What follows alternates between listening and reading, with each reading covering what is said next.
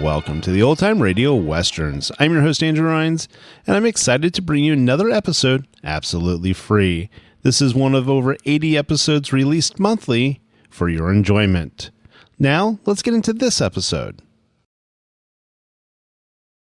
Now, as gunshots echo across the wind-swept, snow-covered reaches of the wild Northwest, Quaker Puffed Wheat and Quaker Puffed Rice, the breakfast cereals shot from guns, present Sergeant Preston of the Yukon. It's Yukon King, swiftest and strongest lead dog of the Northwest, blazing the trail for Sergeant Preston of the Northwest Mounted Police in his relentless pursuit of lawbreakers. On King! On, you husky! Gold discovered in the Yukon. A stampede to the Klondike in the wild race for riches. Back to the days of the gold rush. With Quaker Puffed Wheat and Quaker Puffed Rice, bringing you the adventures of Sergeant Preston and his wonder dog, Yukon King, as they meet the challenge of the Yukon.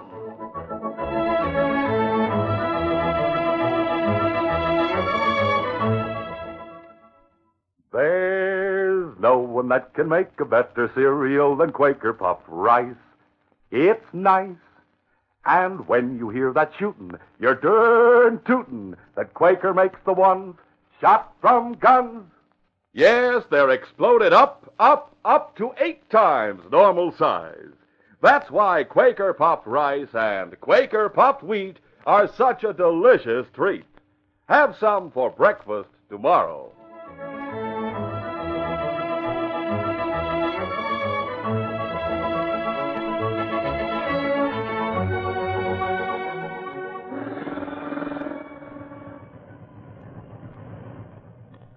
Once on board the Northern Star, the prisoner Sergeant Preston was taking from White Pass to Vancouver was locked in the brig, and the sergeant and King were free to roam the ship. They spent much of their time on the bridge with Captain Adams, who was an old friend. It was early fall. There was a great deal of fog. And one day, as the Northern Star steamed slowly through Queen Charlotte's Strait, King began to bark frantically. What's the matter, boy? Something up ahead he doesn't like. And then the lookout shouted, Small boat drifting off the starboard bow. Is she in distress? Look out! It's a sailing dinghy, sir. Only one man in her, and he's sprawled over the tiller. Looks to be in a bad way. Have speed astern. Aye, sir. The ship stopped, and the lone occupant of the little sailing boat was taken aboard. He was unconscious, but when he had been placed in the sick bay, he began to mumble, and his words seemed to indicate that he had been through a terrible ordeal. The sergeant made careful notes on them. The man remained in a coma even after the ship reached Vancouver, and he was transferred to a hospital. Once that was accomplished, the sergeant delivered his prisoner to Northwest Mounted Police Headquarters, and immediately he was assigned to the case of the mysterious castaway. The newspapers played up the story and ran the man's picture. The following morning, a young American who gave his name as Ted Sheridan asked to see Sergeant Preston at the hospital. How do you do, Mr. Sheridan? Well, good morning, Sergeant.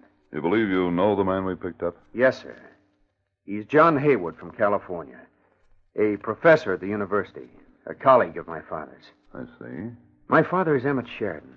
He's rather well known in university circles as an authority on the early history of North America. I believe I've read one of his books on the Northwest Indians. Well, that's his special field. 2 months ago, he and Professor Haywood and a Professor Fraser started out on an expedition into the Indian country. They should have returned by now, and that's why I'm here, to make inquiries. No sooner had I set foot in Vancouver than I saw Professor Haywood's picture in the paper and read his story. Naturally, I'm more concerned than ever about my father and Professor Fraser. Has Haywood regained consciousness yet? Yes, early this morning. Then he's been able to tell you what happened to him? How he happened to be in that open boat? No. Unfortunately, there's complete amnesia. He doesn't know who he is, and he can't remember anything. It might help if I would talk to him. Well, let's see. He's in this room. Go ahead. He's awake.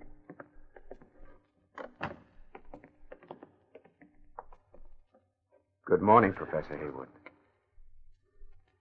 Haywood? Yes. I'm Ted Sheridan. Don't you remember me? No.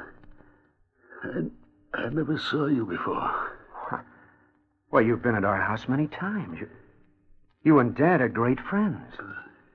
Don't you remember the cruise we took to the South Seas last year? No. I never saw you before. My head, it hurts. I want to sleep. We'd better let him rest. Right, Sergeant. Take it easy, Professor.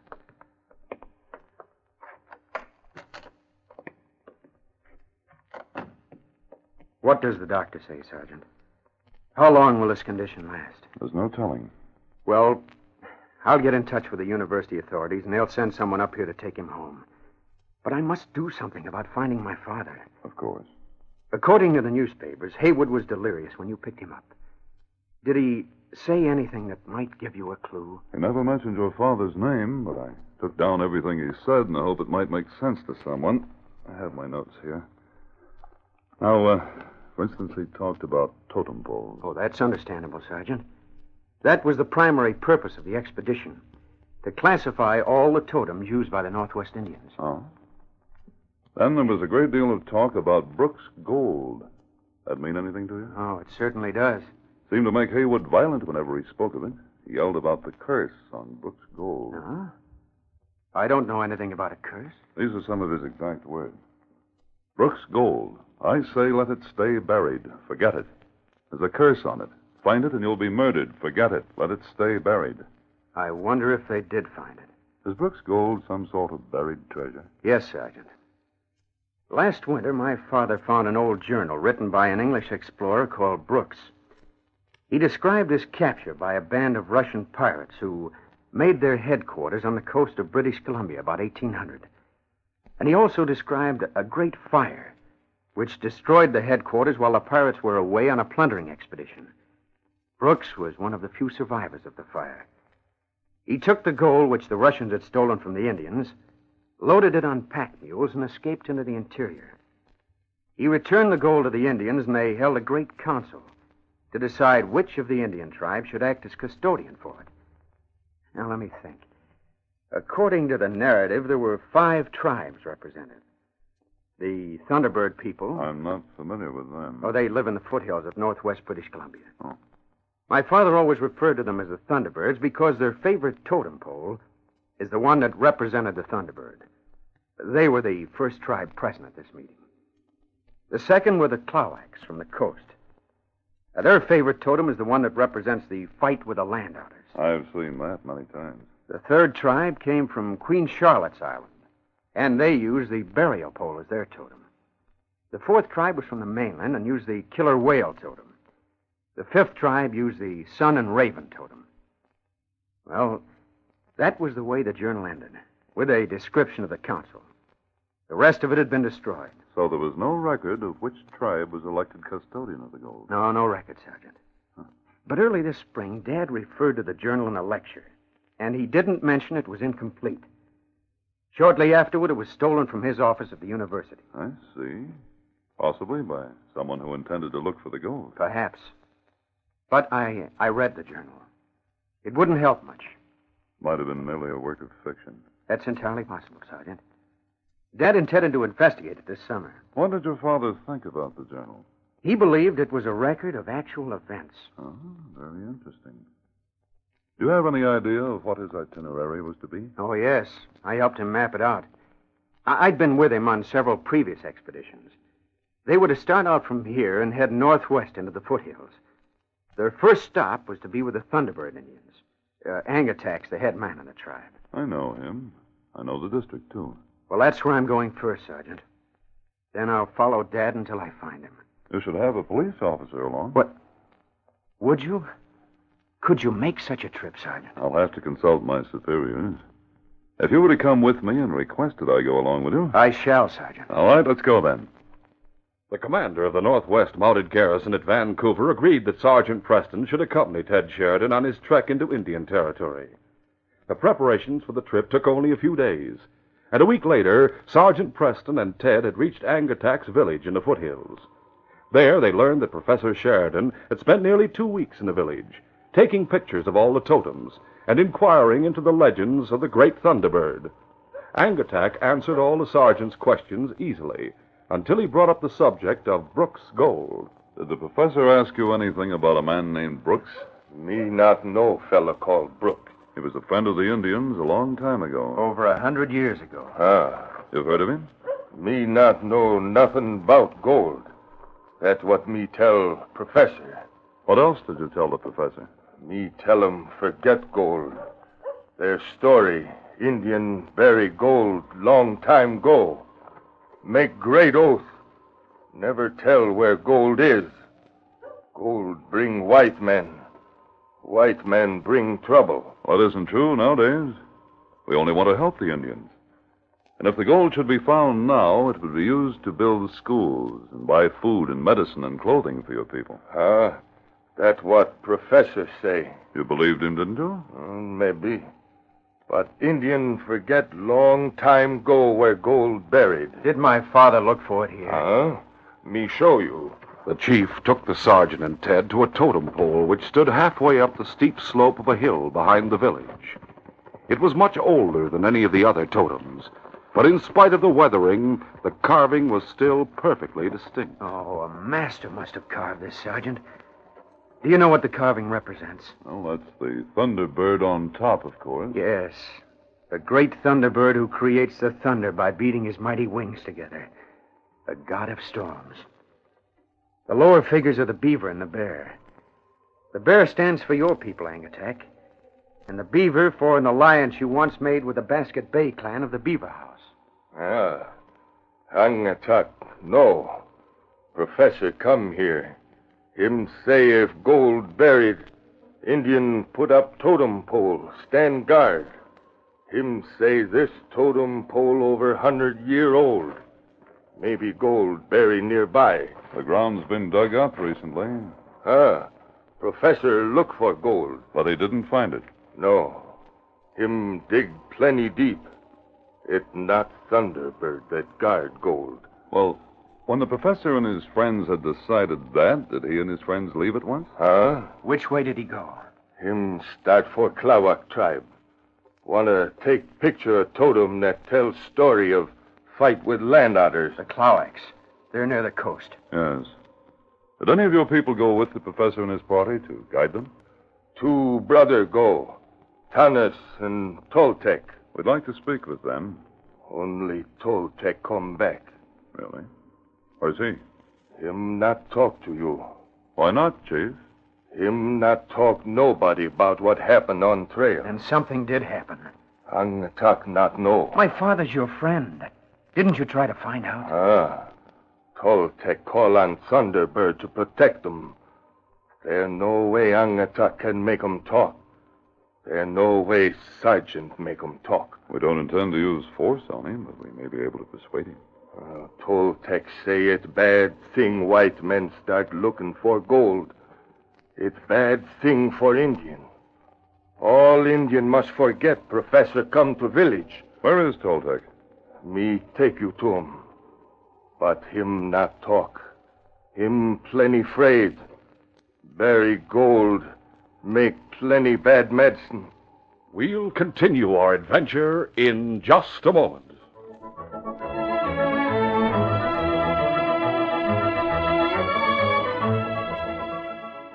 Say, fellas and girls, for a delicious breakfast treat tomorrow morning, pour yourselves out a heaping bowlful of taste-tempting Quaker puffed wheat or Quaker puffed rice, the ones shot from guns.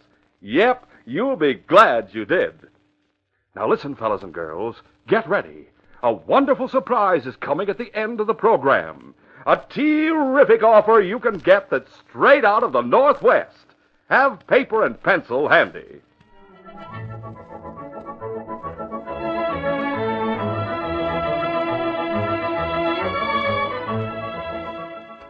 Now to continue.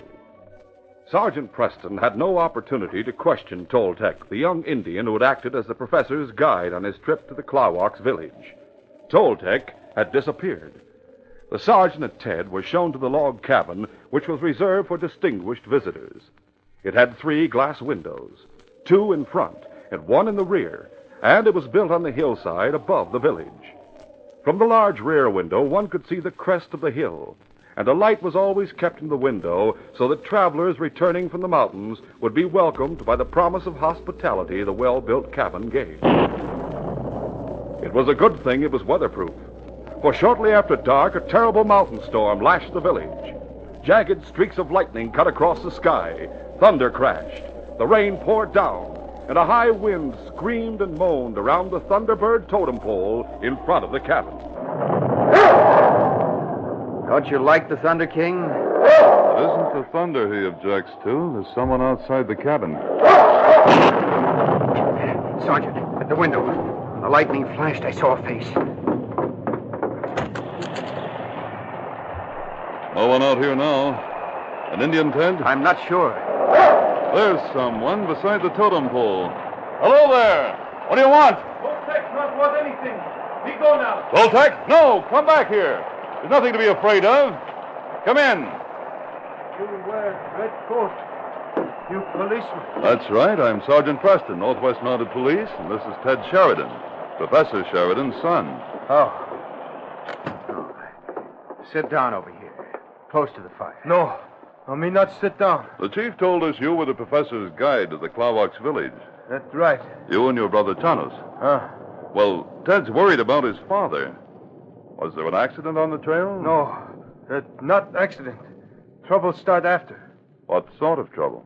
Not good for Indian get mixed up in white man trouble. Does this trouble you're talking about have anything to do with Brooks' gold? Gold's buried.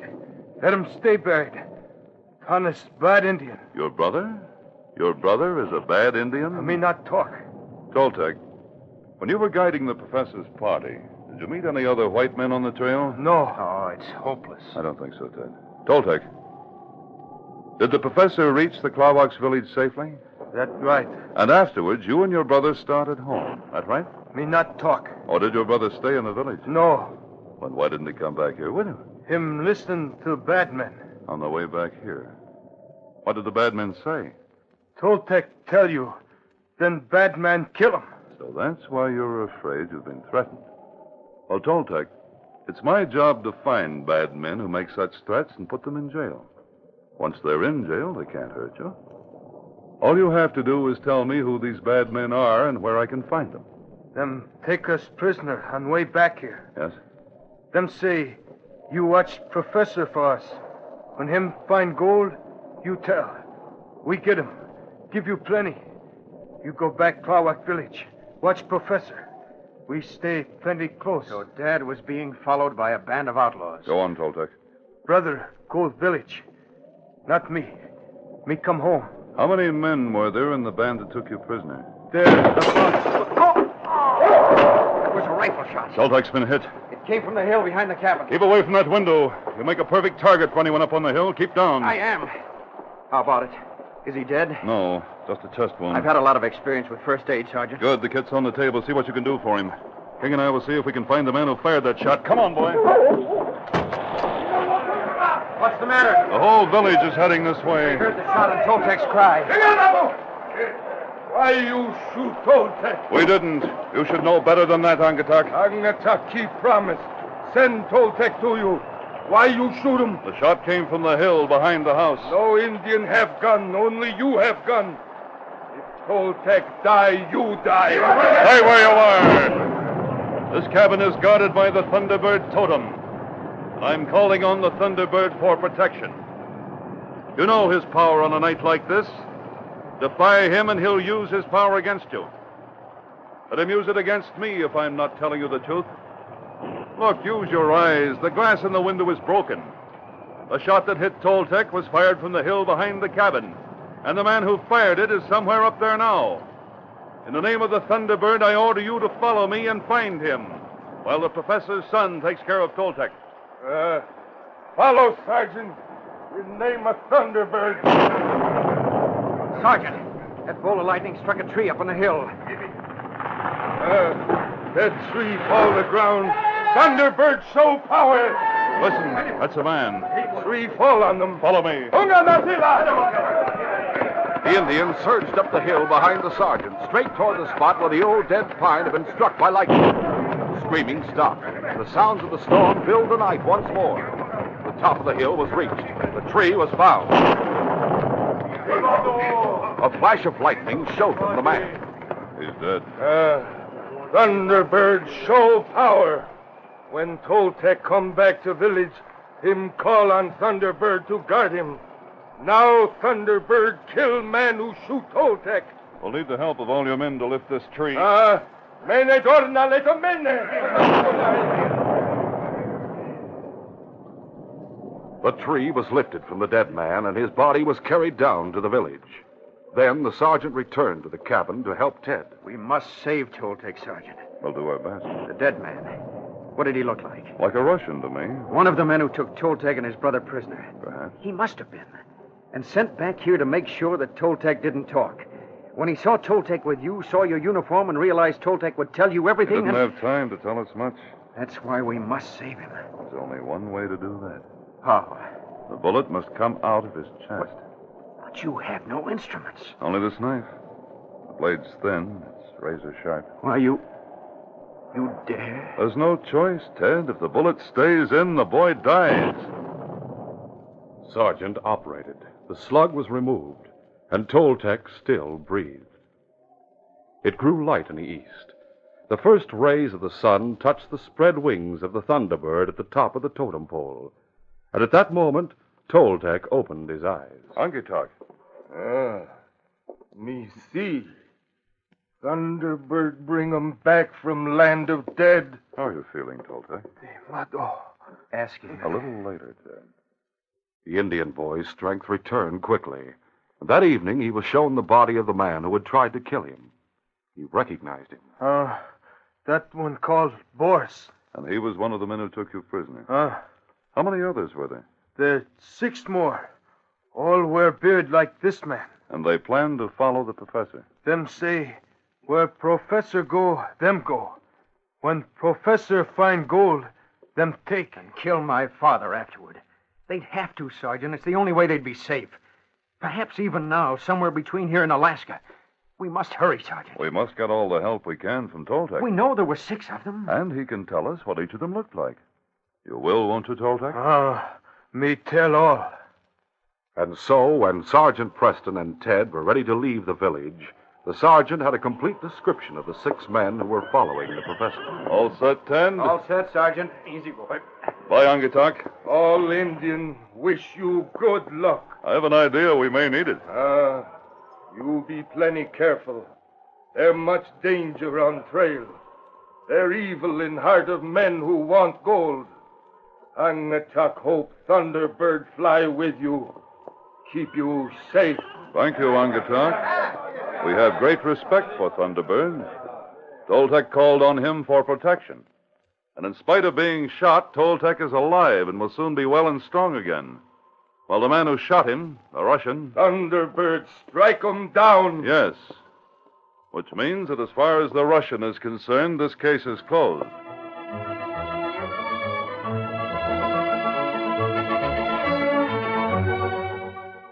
Sergeant Preston will return in just a moment with a word about our next exciting adventure. My, what a story! And how well Sergeant Preston knows the Indian legends about the great Thunderbird and other totem poles. And as Sergeant Preston would say, it's a very impressive sight when you look up at the giant wings of the great Thunderbird totem pole. And you won't see these poles anywhere else in the world. They are indeed symbols of the great Northwest. The Northwest Indians carved these amazing totem poles from huge logs. Carved them by hand, using only such tools as beaver teeth, whalebone, or sharp stones. Yet some totem poles are as high as 60 feet tall. And the carvings of birds, animals, and strange-looking creatures on them, all painted in bright colors, tell fascinating stories about the Indians and their adventures. And here's the thrilling part, the exciting news for you fellas and girls. Quaker Puffed Wheat and Quaker Puffed Rice are offering friends of Sergeant Preston a miniature copy courtesy of the Thunderbird totem pole you heard about in today's story. And Thunderbird is just one of 5 different totem poles that you can get. A complete collection. The Thunderbird, The fight of the land otter. the burial pole, The killer whale. the sun and raven. These 5 miniature totem poles are scale models, 4 inches high, every one copied from real, authentic totem poles that you would see today up in the great Northwest. They're made of pressed wood, hand-painted in beautiful, bright colors. Why, you can build a regular little Indian teepee village around them. Take them to school when you study Indian life. And listen, all you do to get the Thunderbird or the whole collection of all 5 of these totem poles is this. First, get a package of delicious Quaker puffed wheat or Quaker puffed rice. There are special new packages now at grocers which tell all about these totem poles. And then you tear off the box top, which has a special handy order blank with a list of the 5 totem poles right on it. You just check the totem poles you want, and for every one you check, send 25 cents. And if you want the whole collection, you send only $1. Now, whether you want one or all of them, you only have to send 1 box top from Quaker puffed rice or Quaker puffed wheat. Then send 25 cents for each totem pole you want, or $1 for the whole collection. Send to Totem Poles, Box L, Chicago 77, Illinois. And here's something extra you get. With your order, you get a little booklet that tells the history and story of each totem pole. What's more, if these aren't the most exciting miniature totem poles you ever saw, you get your money back. But there's no time to lose. The supply of these totem poles is limited. Hurry and get special new packages of swell-tasting Quaker puffed wheat or rice. The box top tells you just what to do for any totem pole you want. Don't wait. Send right away to Totem Poles, Box L, Chicago 77, Illinois.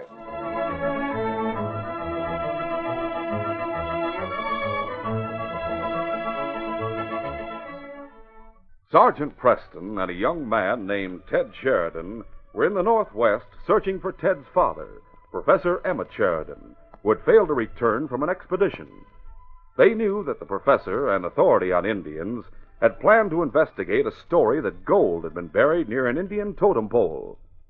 At the Indian village of the Thunderbird totem, mysterious happenings convinced them that the expedition had met with serious trouble. Having an inkling of where the professor had gone next, Preston and Ted started for the village of the Klawaks, where the unusual fight with the land otters totem was located.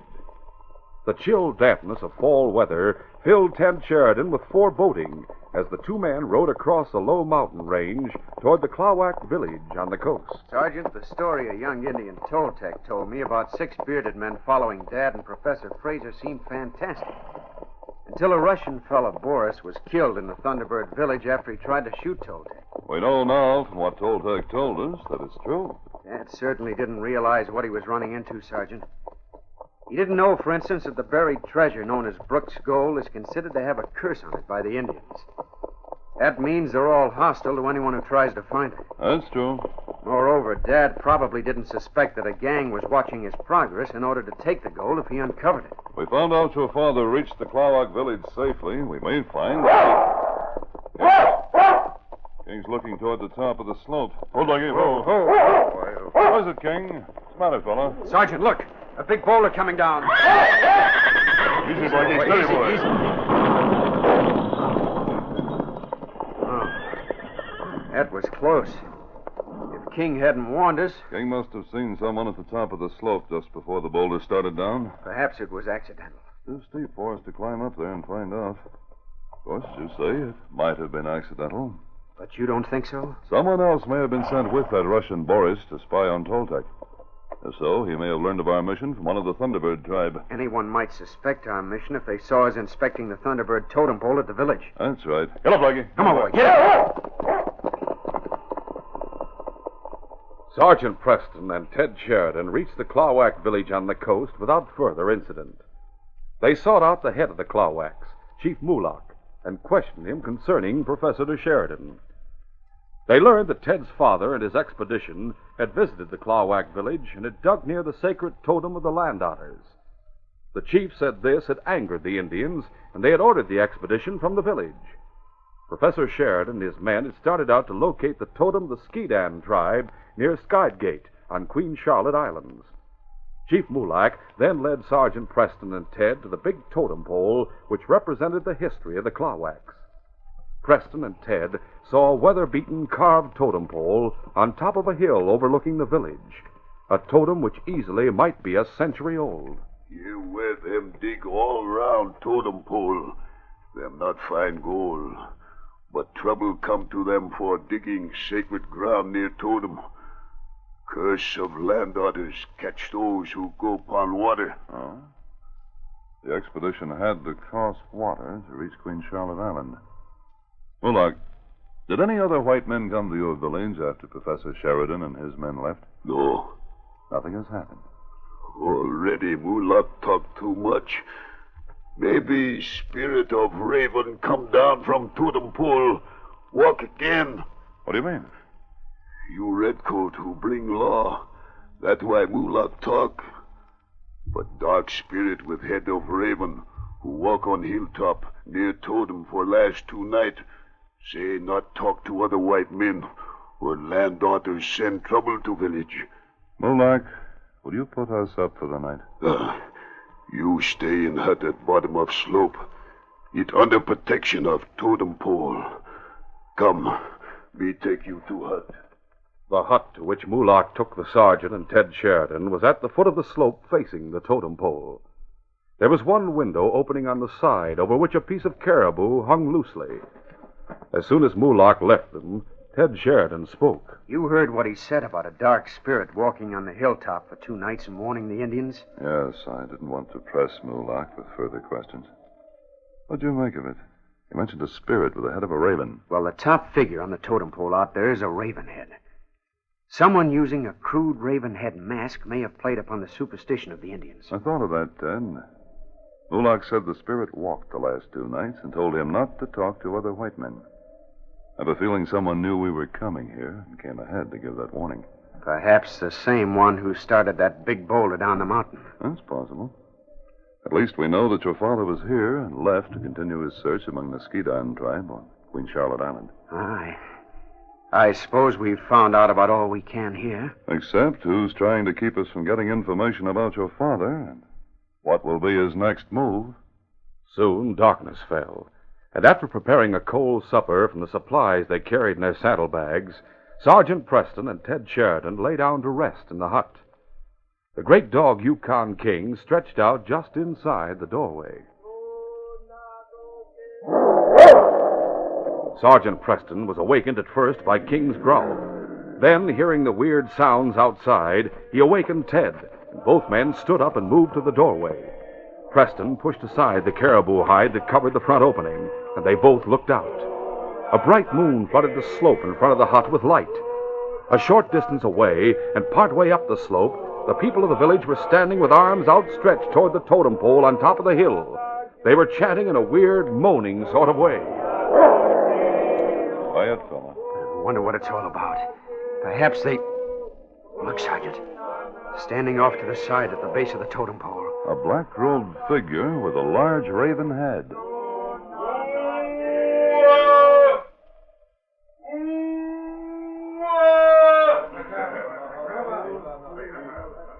Once more the land after sent the spirit of the raven to speak to the Clawacks tribe. Even now 2 white men are in your village. You have not heeded my warning. He has sort of a Russian accent. Perhaps if we get to... Oh, Ted, the Indians would tear us apart if we tried right now. Listen. Others came before them and violated the sacred ground of the hill of the land otter. A curse has fallen upon them because of it. It's the curse of the land otters to fall upon the Clawacks. Then bring death upon the 2 white men who have sought to cast a spell upon your chief. The spirit of the raven has spoken. As the figure spoke the last words, it seemed to float and melt into the base of the totem pole. The watching Indians seemed stunned for a moment. Then their voices rose in fear and anger as they turned and started down the slope toward the hut. Steady, King. Here they come. What can we do, Sergeant? There's no chance of escape now. We'll have to bluff it through. Don't reach for your gun, Ted, but be ready to if it becomes necessary. All right, I'll take my cue from you. Let's step out to meet them. Quiet, King. Quiet, boy. Come on, Ted. The angry Clawwax moved in a body toward the two motionless figures standing before the visitor's hut. They brandished knives and spears in a threatening manner as they moved forward. Sergeant Preston and Ted stood with arms folded and showed no sign of fear. Then, as the Indians formed a semicircle just a few yards away and started to press onward, Sergeant Preston, in a dramatic manner, raised his right arm high, with palm outward, and spoke commandingly. Wait! The visitor's lodge is on sacred ground. You dare not approach further. We are invited guests, protected by the word of your chief. You dare not harm us. What Redcoat say is true. But word of Mulak given only for one night. At dawn, taboo broken. Hey, great medicine man Ludo. Word of Chief Mulak protect you now. But at dawn, you'll be put to death at foot of sacred totem of raven and land otter. It's Ludo who must see that spirit of raven is appeased. Visitors' lodge, be guarded well. You not escape. Mulak, until dawn we are under your protection. I represent the law of the white man. It is forbidden for Indians to harm a wearer of the red coat. He speaks truth. Redcoat not be harmed. But other with him die at dawn to appease spirit of raven. We'll continue our adventure in just a moment.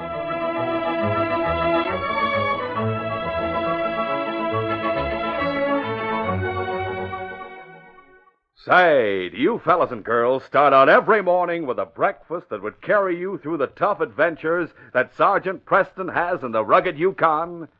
Well, you're smart to eat a good breakfast that includes a heaping bowlful of delicious Quaker popped wheat or Quaker popped rice topped with fruit and milk or cream. Remember, the one shot from guns furnish added food values of restored natural grain amounts of vitamin B1, niacin, and iron. Food values that can benefit the whole family. So tomorrow and every morning, pour out big bowls of the nourishing cereal you like to eat. Delicious Quaker popped rice and Quaker popped wheat. And say, fellas and girls, something big is coming at the end of the program. Something new, something different, right out of the great Northwest. Have pencil and paper ready. Keep listening.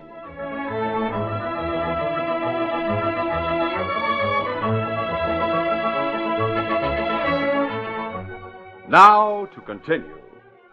When Chief Mulak decided that Sergeant Preston would not be harmed, but that Ted Sheridan must die at dawn, the sergeant glanced quickly at the young man beside him. He noticed that Ted's expression had not changed, and felt relief that his companion showed such courage. Once more, Preston addressed Mulak.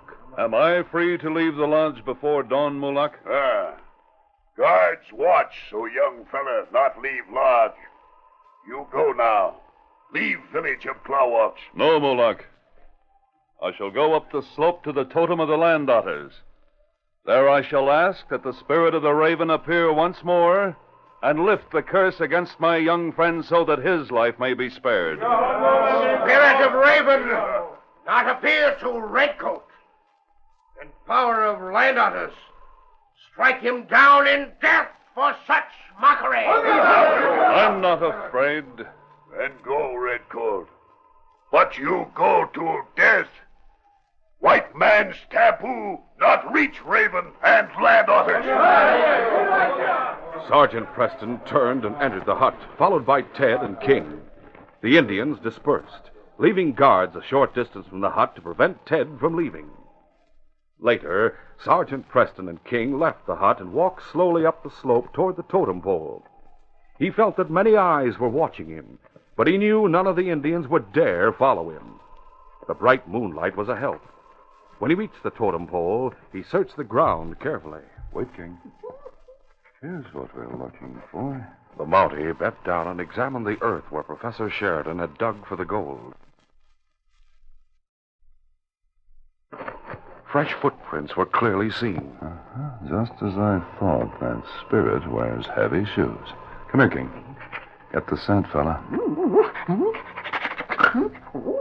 Quiet, boy. Quiet. Now trail him, King.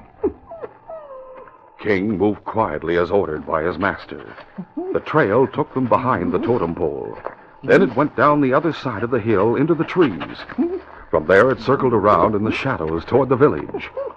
Sergeant Preston cautiously followed his dog, and they soon approached a hut on the edge of the village. King moved like a gray shadow, and when he reached the back of the hut, he stopped and looked inquiringly at his master. Preston placed his hand on King's neck as a signal for silence. Then he crept forward and crouched beneath the crude-covered opening that served as a window. He listened intently. But our plan is not working entirely as I had hoped, Ludo. It is not good that the redcoat goes free. I not persuade Mulak to go against white man's taboo, Ivan. I have already paid you much gold to help me get rid of them. I do my part, Ivan. I give you black robe and raven mask to use. I admit your plan worked well. The professor's son will die at dawn. I shall see to it that the redcoat doesn't get far when he leaves the village. But do not harm him while he is in village. Taboo of white man is strong. That means nothing to me. But don't worry. The Klawaks are not going to be blamed for what happens to him on the trail. You must be careful. Do not be seen in village. You safe here. Medicine Man hut is also forbidden to people of village. I will sleep away while they are taking part in the death ceremony at dawn. You promise me more gold, Ivan, if my plan succeeds. Very well. Here. In this pouch is the rest of the gold I promised you. Keep it in your pocket and out of sight. That good. Now me go make sure guards watch young fella at visitor's lodge. Me come back.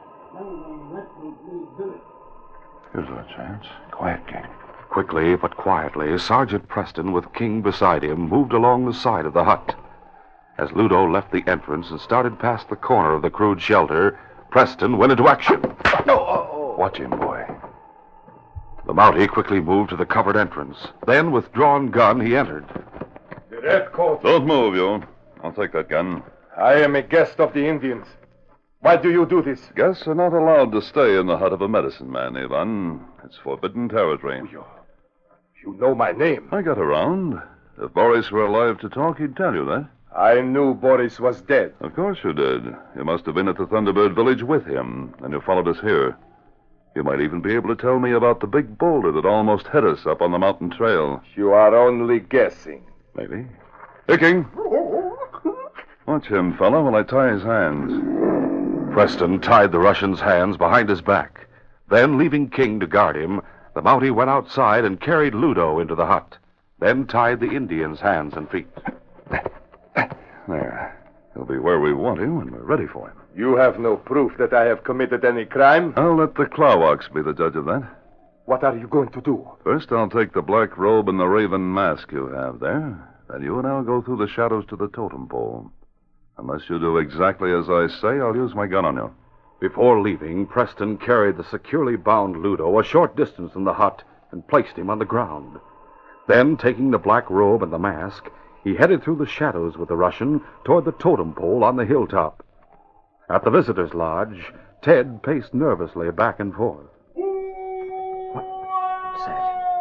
Suddenly, he was startled by a booming cry coming from the slope. Ted went to the doorway and looked toward the totem pole. The villagers were emerging from their huts and hurrying toward the slope. In the bright moonlight, Ted could make out Sergeant Preston standing beside the figure known as the Spirit of the Raven. The guards made no move to stop him as he left the lodge and moved toward the totem pole with the others. Once more, the Klawaks stood in awe at the foot of the slope and gazed at the top of the hill. The redcoat has appeased the land, Otter. They have sent a spirit of the raven to release the young white man. The Redcoat's power is great.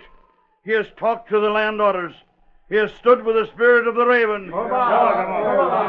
From his position beside the man Ivan, who once more wore the black robe and the raven mask, Preston saw Ted Sheridan standing beside Chief Mulak. Poking his gun into Ivan's back, Preston ordered, Now, Ivan, we'll go down the slope and talk to Mulak. Get going.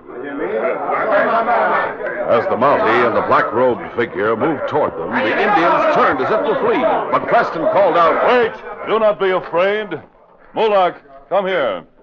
Raven spirit, he You've all been fooled, Mulak. This is not the spirit of the raven. Look! With a flourish, the Mountie lifted the mask from Ivan's head and tore off the robe.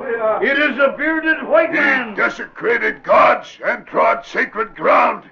He must die, not young stranger. Wait, Mulak. He is a prisoner of the Redcoats. I ask that you send some of your braves with him to the white man's jail. Ludo, the medicine man, plotted with this Russian to fool you and kill us. You'll find Ludo with a pouch of gold in his pocket lying bound outside his hut. Sergeant, you did a fine job. Now we'll be able to question this man, Ivan, and get some facts about Father and the others. I know nothing about them. You'll talk, Ivan, understand? If you don't, I'll turn you over to the Klawaks. Give the evil one into our hands. No, Sergeant. I'll tell you what you want to know. Tell us what you know about my father, Professor Sheridan. Where is he? What happened to him? It is a long story. After he and the others left the Klawak village for... No! My braves go find who fired shot. Wait, call them back. Well, they've already gone too far. They'll cover any trail the killer may have left. The Russian's done for, Ted. Oh, that's unfortunate. He was just about to tell us something important. Evidently, the Russians, whom we've learned are after that gold, consider it important to prevent us from continuing the search. They seem determined to kill anyone we capture who might talk about the expedition. It's evident that even members of their gang who come to spy on us are watched. And killed when necessary. First there was the Russian fellow Boris at the Thunderbird village, and now this chap, Ivan. That proves I'll stop at nothing, Ted. Maybe Ludo knows some of the facts they're trying to keep from us. We'll go question him. Ludo bring evil to village. It not good. Come with us, Mulak. You'll be able to force Ludo to talk. Sergeant Preston, Ted Sheridan, and the chief left the slope and walked through the village toward the medicine man's hut. When they approached the spot where Preston had left Ludo, they found several Indians grouped around him. At the chief's command, the Indians moved aside. Sergeant Preston bent down to cut the medicine man's bonds. I'll cut him loose. Too late again, Ted. What's the matter, Sergeant? Someone's knifed Ludo. He's dead. What? Braves carry knives, but them not kill Ludo. When we get here, him already dead. All Indian fear touch medicine man. What do you think, Sergeant? Mulak is right, Ted. The Indians wouldn't do it. Someone must have knifed Ludo and then gone to the slope and shot Ivan. The wound indicates a stiletto type of weapon. The Indians carry thick blades. No doubt King could pick up the trail of the killer, but that would take us away from our main purpose. We must continue our search for your father and the expedition above all things. Finding them may solve these murders. I agree with you. Me think land otters send someone to revenge evil done by Ludo. Now Redcoat and young fella free to leave at dawn. Hooah! Shortly after dawn, the sergeant and Ted Sheridan were ready to leave the Klawak village. Goodbye, Mulak. We leave now for the village of the Skidon tribe. You cross water to island. Curse of land otters follow others who go hunt gold. Curse strong on water. You watch. We'll be careful. I hope we have better luck and get some trace of Dad when we locate the burial totem on Queen Charlotte Islands. I'm sure that's where the expedition went. Perhaps we will succeed, Ted. And with 3 men already dead, I sincerely hope there'll be no more killing before this case is closed. Now, come along, King. Steady, Blackie. Easy, boy. Get up. Get up, Blackie. Come on now.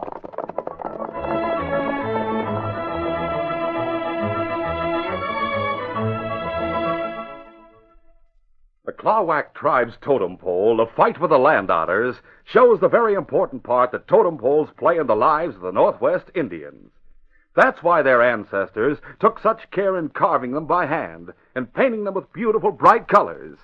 And why did they make such strange carvings of birds, animals, and mysterious creatures on the totem poles? Why, they wanted to record the stories of their tribe and their adventures. No wonder people travel thousands of miles to see these totem poles found only in the great Northwest. Now, fellas and girls, here's the big news. You can get a miniature copy of the fight of the land otter's totem pole you heard about in today's story. Not only that, Quaker puffed rice and Quaker puffed wheat are offering you friends of Sergeant Preston a whole collection of 5 different totem poles. The fight of the land otter. The famous Thunderbird. The burial pole. The killer whale. The sun and raven. Yes, a complete collection of scale model totem poles, 4 inches high, made of pressed wood and hand-painted in beautiful bright colors. Every one is different. Every one is copied from real authentic totem poles that you would see today up in the great Northwest. Think of the fun you can have building Indian teepees around them and taking them to school when you study Indian life. And they're so easy to get. For the fight with the land otter's totem pole in today's story, or the whole collection of all 5 different totem poles, just do this. First, get a package of delicious Quaker puffed wheat or Quaker puffed rice. The special new packages now at grocers tell all about these totem poles. Then tear off the box top, which has a special handy order blank with a list of the 5 totem poles right on it. Just check the totem poles you want. And for every one you check, send 25 cents. And if you want the whole collection, send only $1. Send to Totem Poles, Box L, Chicago 77, Illinois. Then, with your order, you'll get something extra.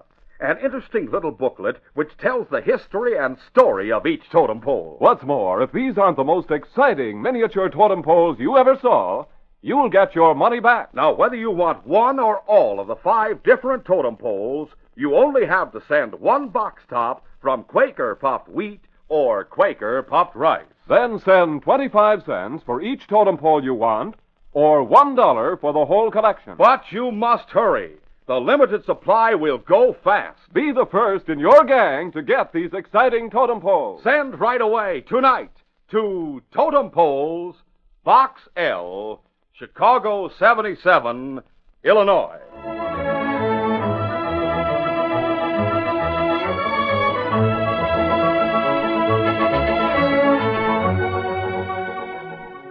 The chill of fall weather was in the air as Sergeant Preston and his dog Yukon King moved along a trail toward the coast of British Columbia. The Mountie was accompanying young Ted Sheridan on a search for Ted's father, Professor Sheridan, who had failed to return from an expedition into the Northwest. The fact that 3 different men who were able to give us information were murdered before they could talk to us proves that we're watched continually. How long do you think it will take us to reach the village of the Skeedan tribe? I hope to reach the coast by morning, Ted. And, of course, we have to cross the strait by boat to the island where the village is located.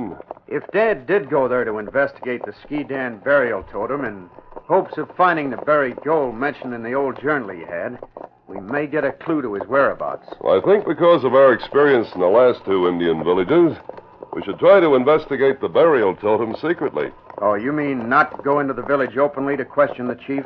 That's right, Ted. If anyone is watching for us, that's what he'd expect us to do. This time we'll be more cautious. Yeah, the wind's cold. Hope we reach the Queen Charlotte Islands before snow flies. It's almost sunset. You intend to ride through the night, Sergeant? No, we'll find a spot to camp shortly. We start again at dawn and follow the Skeena River Trail. We should reach the coastal town of Prince Rupert by noon tomorrow. From there, we'll go across to the islands and do all we can to find some trace of your father and the expedition. When darkness fell, the 2 men stopped and made camp under a sheltering ledge. At dawn, they set out for the coast. It was almost noon when they reined to a stop before the constable's office in the town of Prince Rupert. All right. Come along, King.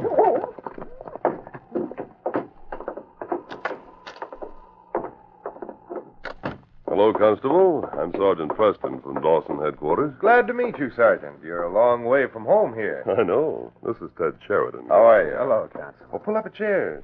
Be comfortable. Thanks. Fine. I'll tell you briefly why we've come here, Constable.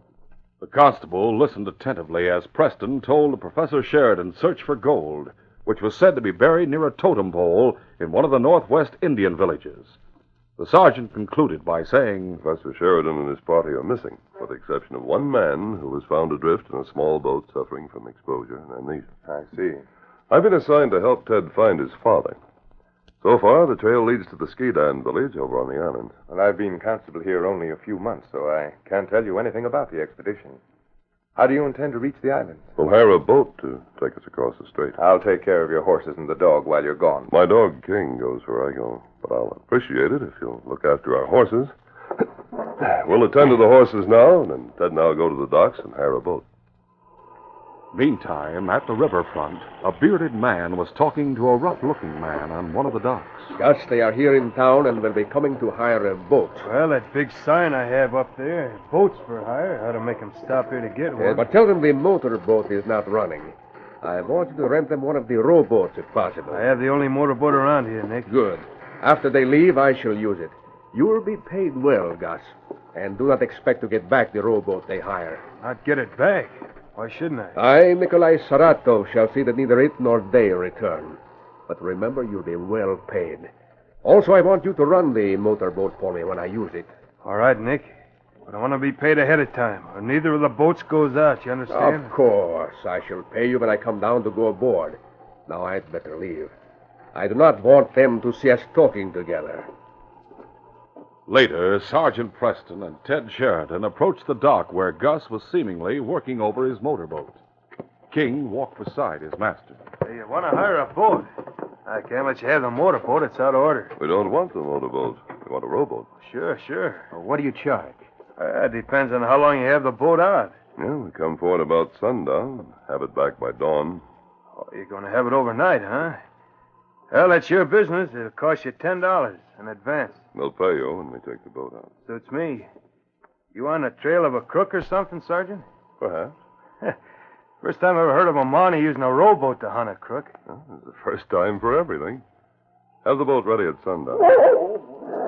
What's the dog sniffing around for and growling? If he's vicious, keep him away from me. If you're not a crook, you don't have to worry. What's the trouble, King? The big husky had picked up a familiar scent, one he had caught back in the Land Otter's Indian village. But he had no way to tell his master he had recognized the scent as one he had found near the body of an Indian who had been knifed before Preston had had a chance to question him about Professor Sheridan. The sergeant did understand that the intelligent dog had found an important scent, but not wanting the man Gus to become suspicious, he merely turned to leave, calling to King to follow. Come on, King. Come on, boy.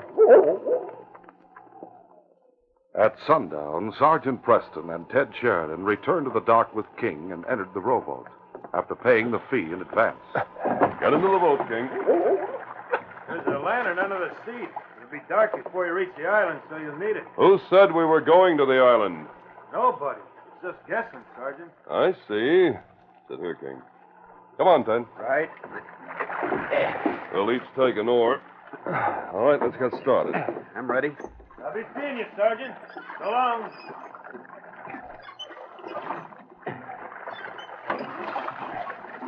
Something about that man I don't like. Yeah, same here. What part of the island do we go, Sergeant? The upper tip of the large island on the north is where the Skidan village is located. I'll row for a point this side of the village so we'll not be seen. Slowly but steadily, the two men rowed across the strait toward the upper end of the island. The moon came out and shone brightly overhead, but small drifts of fog floated near the surface of the water and closed in behind them as they moved along. Finally, both men stopped rowing and rested a few moments. Yeah, at least we'll have the moon to help us when we reach shore. Yes, but this low fog's a nuisance, eh? Well, listen. I hear a motorboat. Seems to be behind us. Yeah. So far I can't see it, but it's coming closer. I sure hope they spot us before they run us down. Oh, look, there it is. They must see us now. So Totem, quick! They're shooting at us. I'll use my gun. I think you drove them off. I think that was the motorboat we saw at the dock. It may be that... Wait, they're coming back. Get down, quick. Right. Now, look. They're coming closer this time. We'll be swamped. We're going over. We'll continue our adventure in just a moment.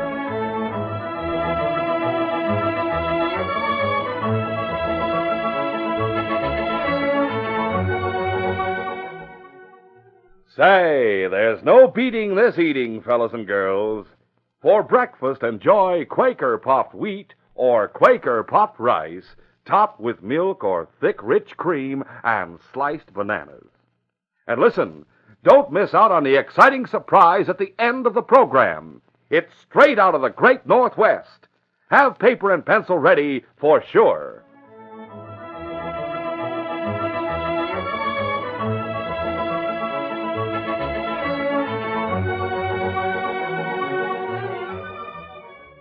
Now to continue.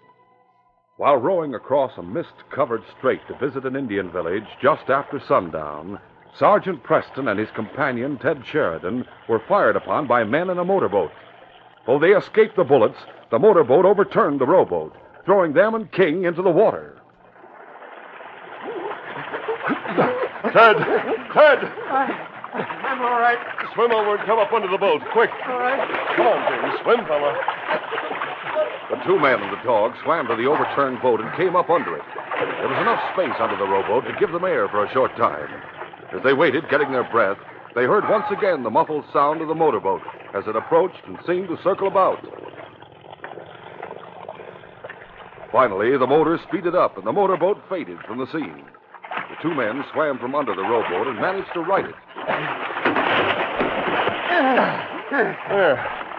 Boat's filled with water, but she'll float. We'll push it ahead of us to the island. All right, Sergeant. Fortunately, the mist has lifted on the island side. Swim to shore, King. Go on, fella. King reached the island shore ahead of the sergeant and Ted. When they finally waded ashore, pulling the rowboat after them, the big husky was waiting impatiently. Well, here we are, King. Safe and sound, but mighty wet. Oh, very cold, too, Sergeant. What can we do in this condition? Well, don't worry, Ted. We have plenty of time. We're only about 2 miles from the village. We'll go down around that cove there and build a fire to dry us out. Later, we'll continue with our plans. Let's go. Come along, King. Sergeant Preston, who was prepared for just such an emergency, carried matches and a waterproof oilskin. Soon a campfire was blazing in a wooded cove, and the two men gradually became warm and dry. As they sat near the blaze, Ted was saying, What do you think of that motorboat incident? I think whoever was in that boat was deliberately trying to kill us. I'm sure they came out there for that purpose. They almost succeeded. I agree, Ted. I'm hoping they think they did succeed. In that case, we'll have the chance to do our investigating here without any further trouble. I'm dry enough to go on whenever you're ready, Sergeant. Good. I'm ready now. We'll put out the fire, and then we'll head for the Indian village. Let's go, King. Not long after Sergeant Preston and Ted had left for the Indian village, two men in a motorboat chugged slowly along near the shore. The fog had lifted and the moon shone brightly. Gus suddenly pointed shoreward. Look, Nick. I think I see a boat there on the shore. Steer in there and we'll find out. Right. Slowly, the motorboat approached the shore, then stopped. It's a rowboat, all right. Must have floated ashore. I'll wade to it and look it over.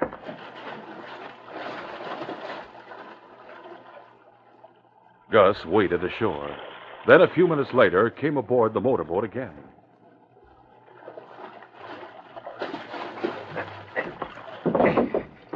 It's my rowboat. Oh, that means they have drowned there, Gus. No, they came ashore. What? There's footprints in the sand leaving the boat. Oh, they aren't dead after all. Don't look like it. That means they'll get to the Indian village. We must stop them from investigating further. What do you want to do now? We can still get to the cove near the village ahead of them in this motorboat, Gus. Start the motor. Hurry. All right. Now head for the Indian village as fast as possible.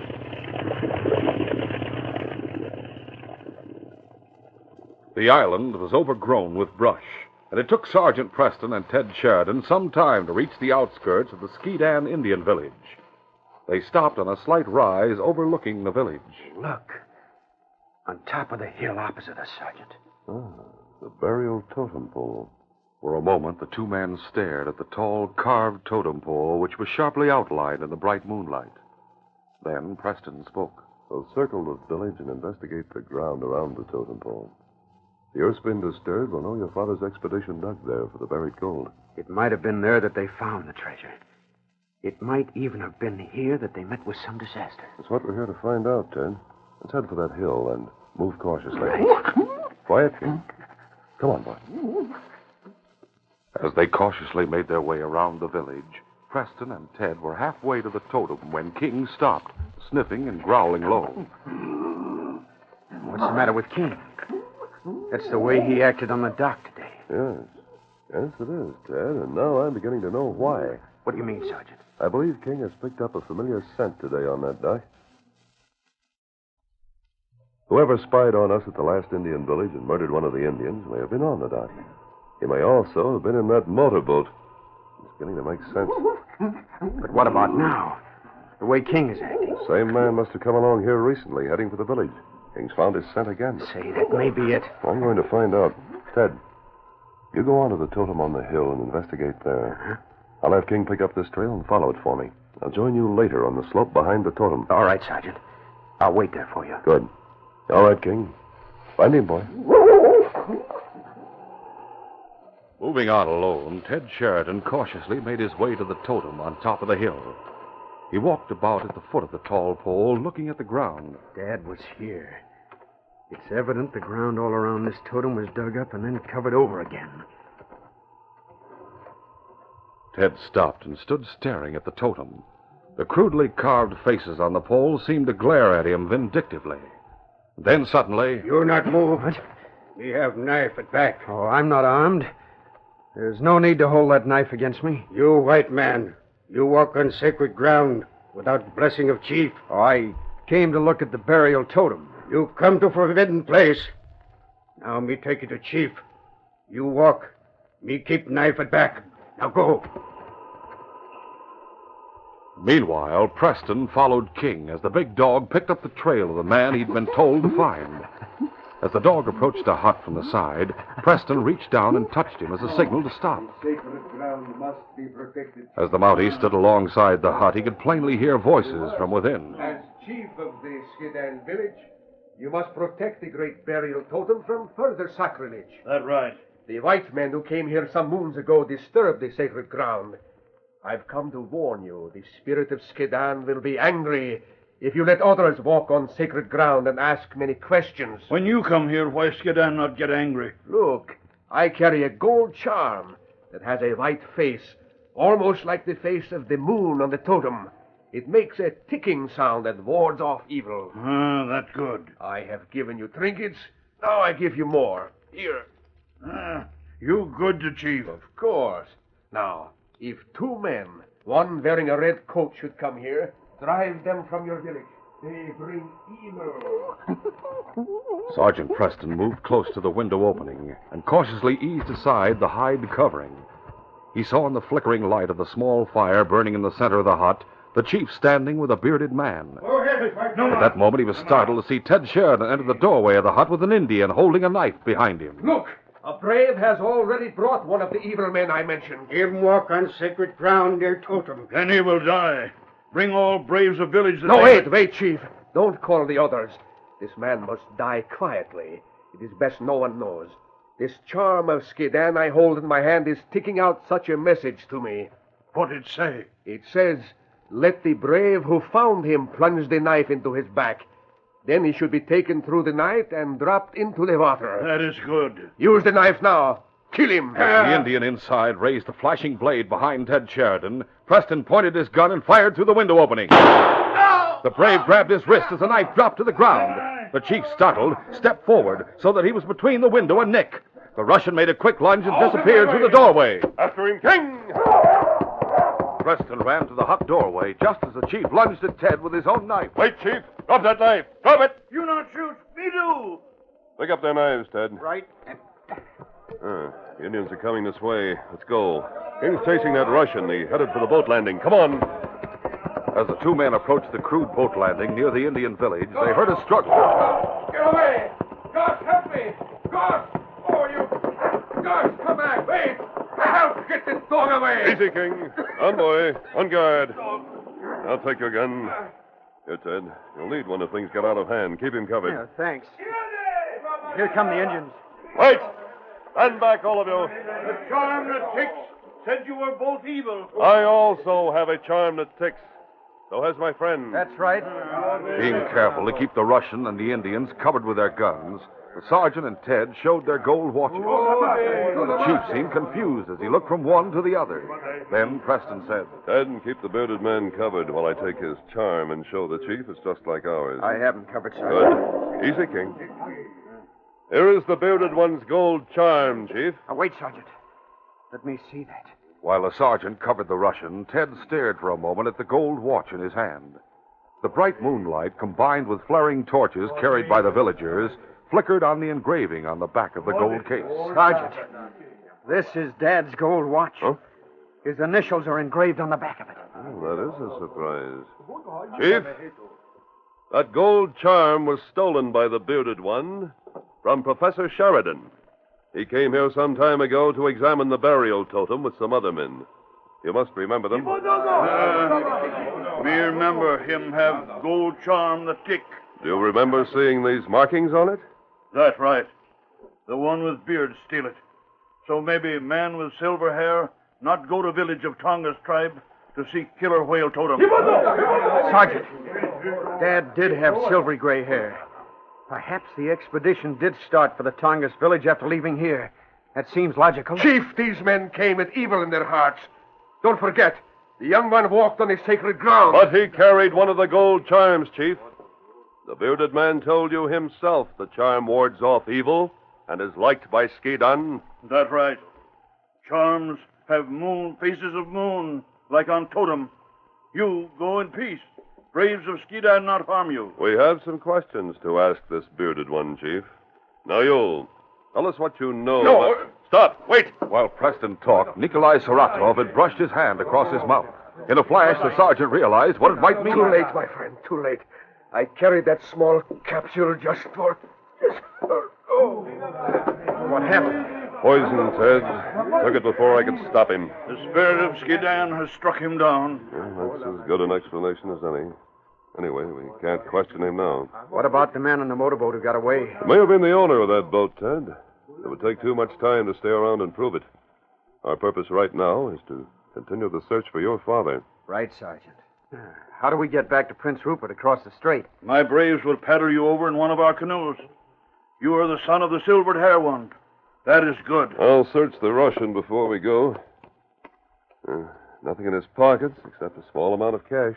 My braves will give him burial before evil leaves him to enter our village. Good, Chief. After that, we'll head for the town across the strait and then start for the village of the Tongass.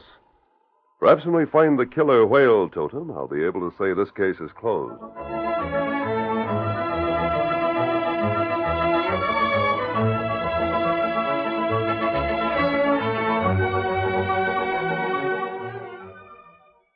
They say that every bit of the weird carving on totem poles tells something about the Indians' history or adventure. For example, the Skidan's burial pole.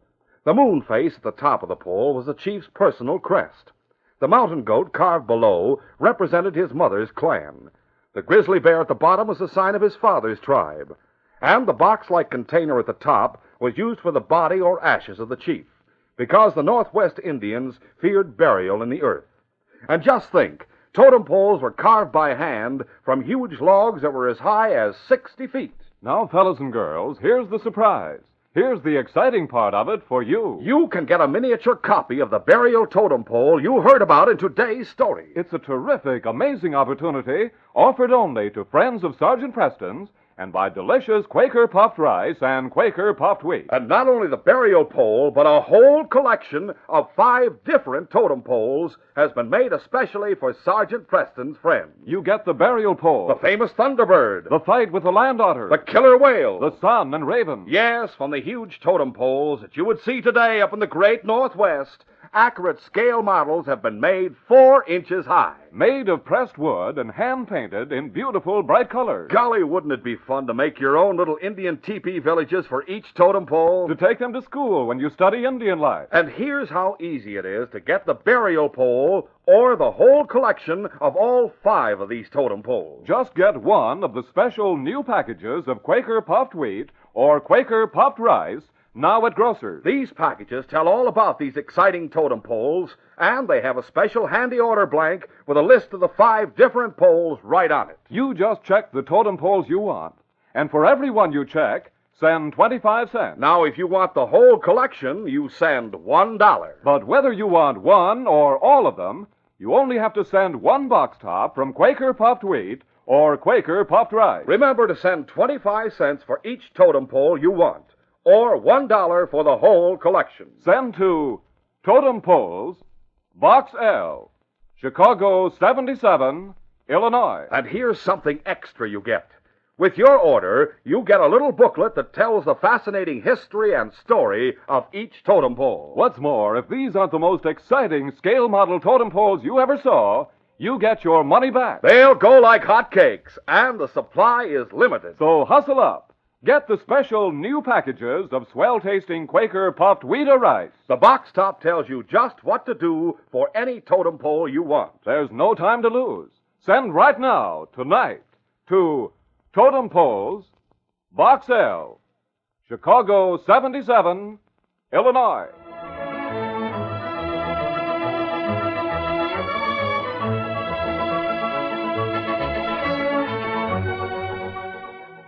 Emmett Sheridan, with 2 fellow professors, headed into the Indian Territory to study the Indians' totem poles and try to locate a fabled treasure in gold. They were closely followed by outlaws led by a Russian, Sergei Rostov. Sheridan found a stone tablet and was convinced that if the picture writing on it could be deciphered, the whereabouts of the buried treasure would be known. Rostov learned of this, and with the help of Captain Rafe Bradford, the skipper of a whaler, the professors were captured and taken to an old logging camp on the shores of Alexander Bay. 3 weeks later, Rostov received word that Sergeant Preston and the professor's son Ted were looking for the professor. Rostov rowed out to the whaler, which was anchored in Alexander Bay, and conferred with Captain Bradford. Good afternoon, Captain. What's good about it? When the wind starts blowing from the northeast, it means we're in for a spell of dirty weather. It will not be too bad, I trust, to prevent you putting to sea. What's that? And those 2 old fogies you're holding prisoner finally told you where Brooks' gold is buried? Not exactly. I thought as much. Well, I'm fed up. There's whales out there in the open sea, and we mean to go and get some of them. Why, I saw a spout the other day that must have been 100 feet high. Could have been Big Blue himself. And who is Big Blue? Oh, a whale so big he'd fill the hold of this ship with oil. And there's real gold for you. Not the buried treasure sort of stuff that may or may not exist. We are certain the gold exists. What's more, we've chartered your ship. You've paid me a measly $2,000 and wasted 2 months of my time. I'm finished. Let us consider the situation. Oh, consider the situation, he says. You're getting to talk like a professor. They are making progress with their work. Yeah, that's what they tell you. Even if they do figure out what the picture writing on the stone means, they'll not tell you. They know they must, or they'll die. Have you told them that? I've given them 1 more week. Already, we know the treasure is buried at the foot of a sun and raven totem. That's a big help. You'll find those in every Indian village from here to Alaska. And Professor Sheridan is confident that if he is furnished with a single key, he will be able to decipher the exact location. Well, where does he expect to find the key to a picture language no one uses anymore? From me? Yes, Captain. From you. What? Do you remember the killer whale totem that stands near the chief's hut in the Tongass village? Sure. They found the stone buried at the foot of it. Professor Sheridan remembers some unusual carving near the top of it. He believes that is the key to the language on the stone. So he wants to be taken back there, I suppose. That was his suggestion. However, I told him it was impossible. Well, I should hope so. And I suggested an alternative. What? That you bring him the section of the pole on which the carving is found. Well, now, there's a brilliant thought. What's the chief of the Tongas going to be doing when we march into his village, cut down his prize totem pole, and saw off the top? How can he stop you? Your crew has guns. The Indians have none. Well, I couldn't put up much of a fight, that's sure. It would be a very simple operation. And there is another reason why you should return to the Tonga's village. What's that? I've just received word Professor Sheridan's son is on his way there. Oh, looking for the old man, huh? Yes, and with him there's a Northwest mounted policeman, Sergeant Preston by name. Northwest mounted? Hey, that's bad. Very. The chief will tell the sergeant that the 3 professors left this village in your ship. And the police will start looking for me. Undoubtedly. Well, you got me into this, Rostov. I'll tell the police it was all your idea. Following the professors, taking them prisoner, holding them... Easy, Captain. There's no need to tell them anything. Well, there will be if I'm caught. Listen. Suppose you return to the Tonga's village. To get a piece of a totem pole when there's a police sergeant waiting there for me? Captain, you would simply tell the sergeant that what the chief says is true. That you offered to take the 3 professors north in your ship, and that you did take them where they wanted to go, to Moose Bay. You will then offer to take the sergeant and the professor's son there. Once you get them aboard the schooner... Put to sea and dump them overboard. It would be better if you brought them back here. Professor Sheridan may be persuaded to work faster if he sees his son's life is in danger. But if you prefer to commit murder yourself... No. Oh, I'll leave that up to you. I'll bring them here. Along with the top of the totem pole. Now, this is my idea of how you should proceed when you reach the Tonga's village. That should be tomorrow afternoon at the latest. Sergeant Preston reached the Tonga's fishing village on the day following Rostov's conference with Captain Bradford at Alexander Bay. When the sergeant questioned the chief concerning Ted's father, the chief led Ted and Preston to the tallest of the killer whale totems in the village. It was very old and a fine example of the Indian's art. At the top, there was the figure of the raven, and directly below it, the carving which Professor Sheridan had noticed. Below the carving came the figure of the beaver, then the image of an Indian boy, then the symbol of the sea lion, and at the base of the column, the wide open jaws of the killer whale. That carving just below the raven looks like some sort of sign language. Is it, Chief? Me understand some picture, not all. Perhaps it tells the story of the killer whale. What is the legend? Well, as I remember it, a long time ago, a boy who belonged to the Tongass tribe was marooned by his evil brothers on a far-off island. The boy discovered the lair of the sea lions and saved the chief sea lion's son from death. As a reward, the sea lions returned him to his home on the mainland and gave him the power to create and control the killer whales by making wooden carvings of them. The whales destroyed his evil brothers, and then the boy ordered the whales never again to harm human beings. But still men die who go down to the sea in ships to catch them. No, it's the sea that kills them, Sergeant, not the whales.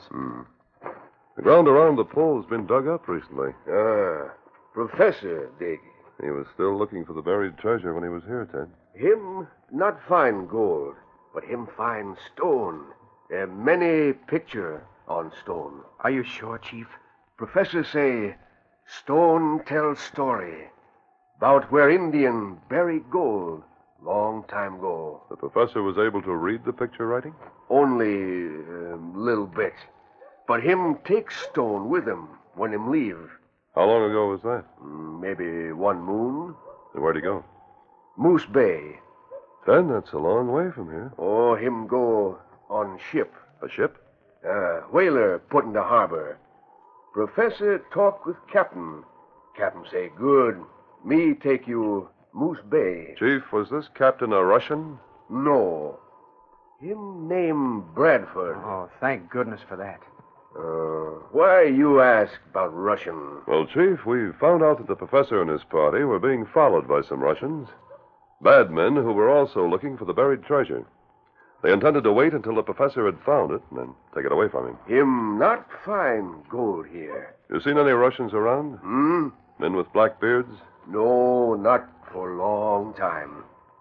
Captain Bradford have beard, but him not Russian. Well, Sergeant, I suppose the only thing for us to do is start out for Moose Bay. It's a long way. Matter, King. You look. Ship sail in the harbor. A schooner. That Captain Bradford's ship. Sergeant, we're in luck. Perhaps. I have plenty of money. We'll hire the captain to take us to Moose Bay just as Dad did. He might agree to it. We'll have a talk with him anyway. Come on, King. As the sergeant, the chief, and Ted walked down to the beach, the whaler dropped anchor in the harbor, and a small boat was put over the side. That'll do it, boys. A few minutes later, the boat was run up on the beach, and the captain stepped out of it. Well, hello, Chief. Oh. This, Sergeant Preston. Pleased to meet you, Sergeant. Captain Bradford? That's right. This is Ted Sheridan. Sheridan, huh? Are you the professor's son? Yes, Captain. The chief says that you took my father and Professor Fraser and Professor Haywood up to Moose Bay. He told you right. Dropped them off there about a month ago. From there, they were going to work their way up the coast to Skagway. Could you take the sergeant and me to Moose Bay? Well, now, that was a special favor to your father. My ship's a whaler, not a ferry boat. I'll pay you any amount you ask. Be a 2-day run. $500. That's a lot of money. It's yours. And I should tell you that we're afraid something has happened to my father. Please say you'll take us, Captain. Well, I don't see how I can refuse when you put it that way. And it's settled. It's settled. But we'll not be able to sail before morning. My crew's making some repairs. Oh, tomorrow's fine. Well, would you and the sergeant like to have supper with me? Spend the night on board? You'd be more comfortable than in the village. Why, yes, Captain. Thanks. Sergeant? I want to talk with all the chief's people before we leave. You want to question him about the professor? The professor and others. Well, you should be finished by supper time, shouldn't you? I think so. Then I'll send a boat for you about 6. It was nearly dark when the sergeant and Ted reached the ship. Ted went up the ladder first. The sergeant followed him, carrying King in his arms. All right, take him. They had no chance. No sooner did they set foot on the deck than the whole crew swarmed over them. Take it! Both Ted and the sergeant were knocked out. The mate tried to grab King and throw him overboard, but the great dog eluded him and ran toward the stern of the ship. Sergeant and Ted were tied hand and foot. That does it. Now stow him in the forward cabin. Aye, sir. Come on, give me a hand. We'll continue our adventure in just a moment.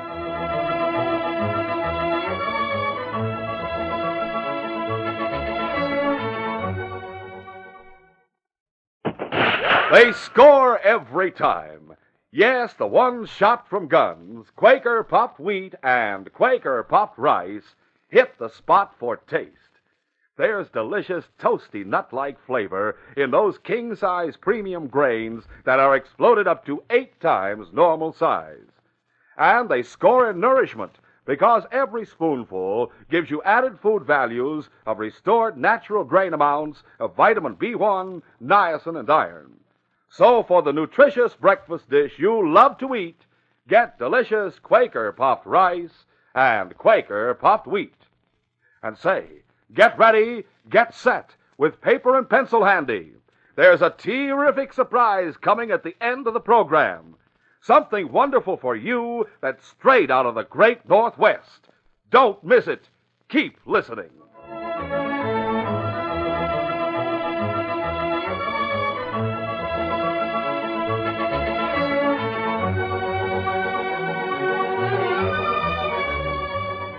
Now to continue.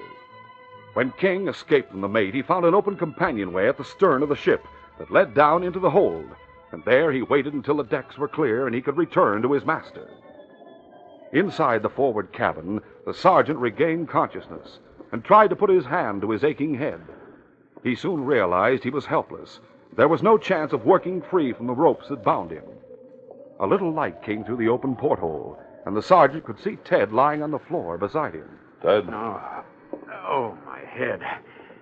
We didn't have a chance, Sergeant. No. Wonder what happened to King. I caught a glimpse of him running toward the stern of the ship. Huh? Hope he's still on board.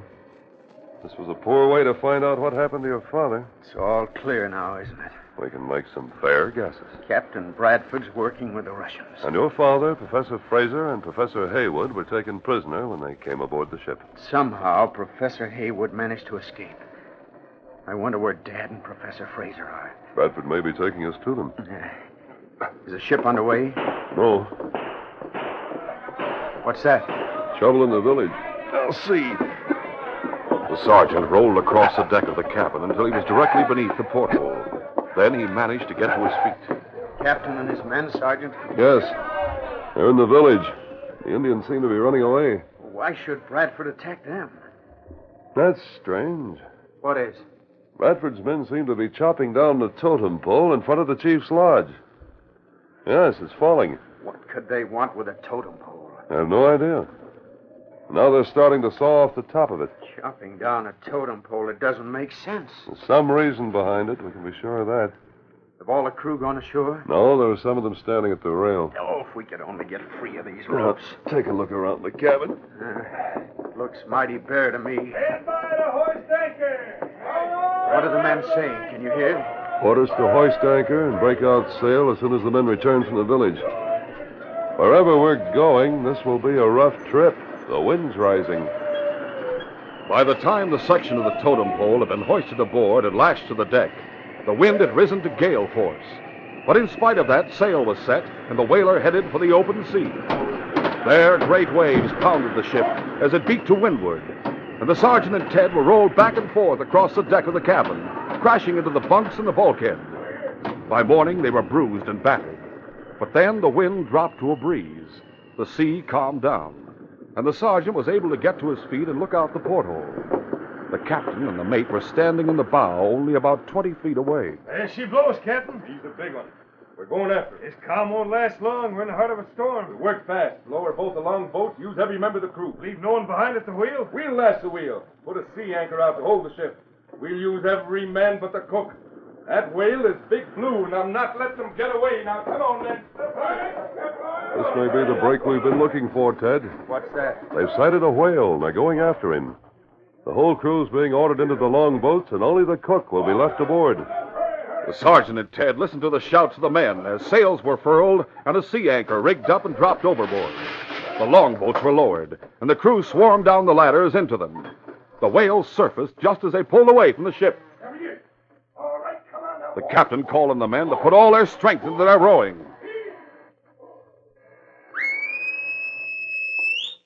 Are you trying to call King, Sergeant? Yes. There's a rope locker just below this porthole. King could jump up on it. If I can just get my hands up to the porthole. Yes. King may be able to chew the ropes loose. He may be hiding somewhere below decks. He may not be able to hear you. We're not even sure he's on board. But if he is, I'm sure he'll try to find me the first chance he gets.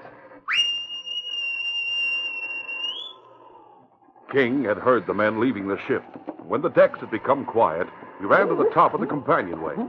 There was no one around, and he started for the bow of the ship.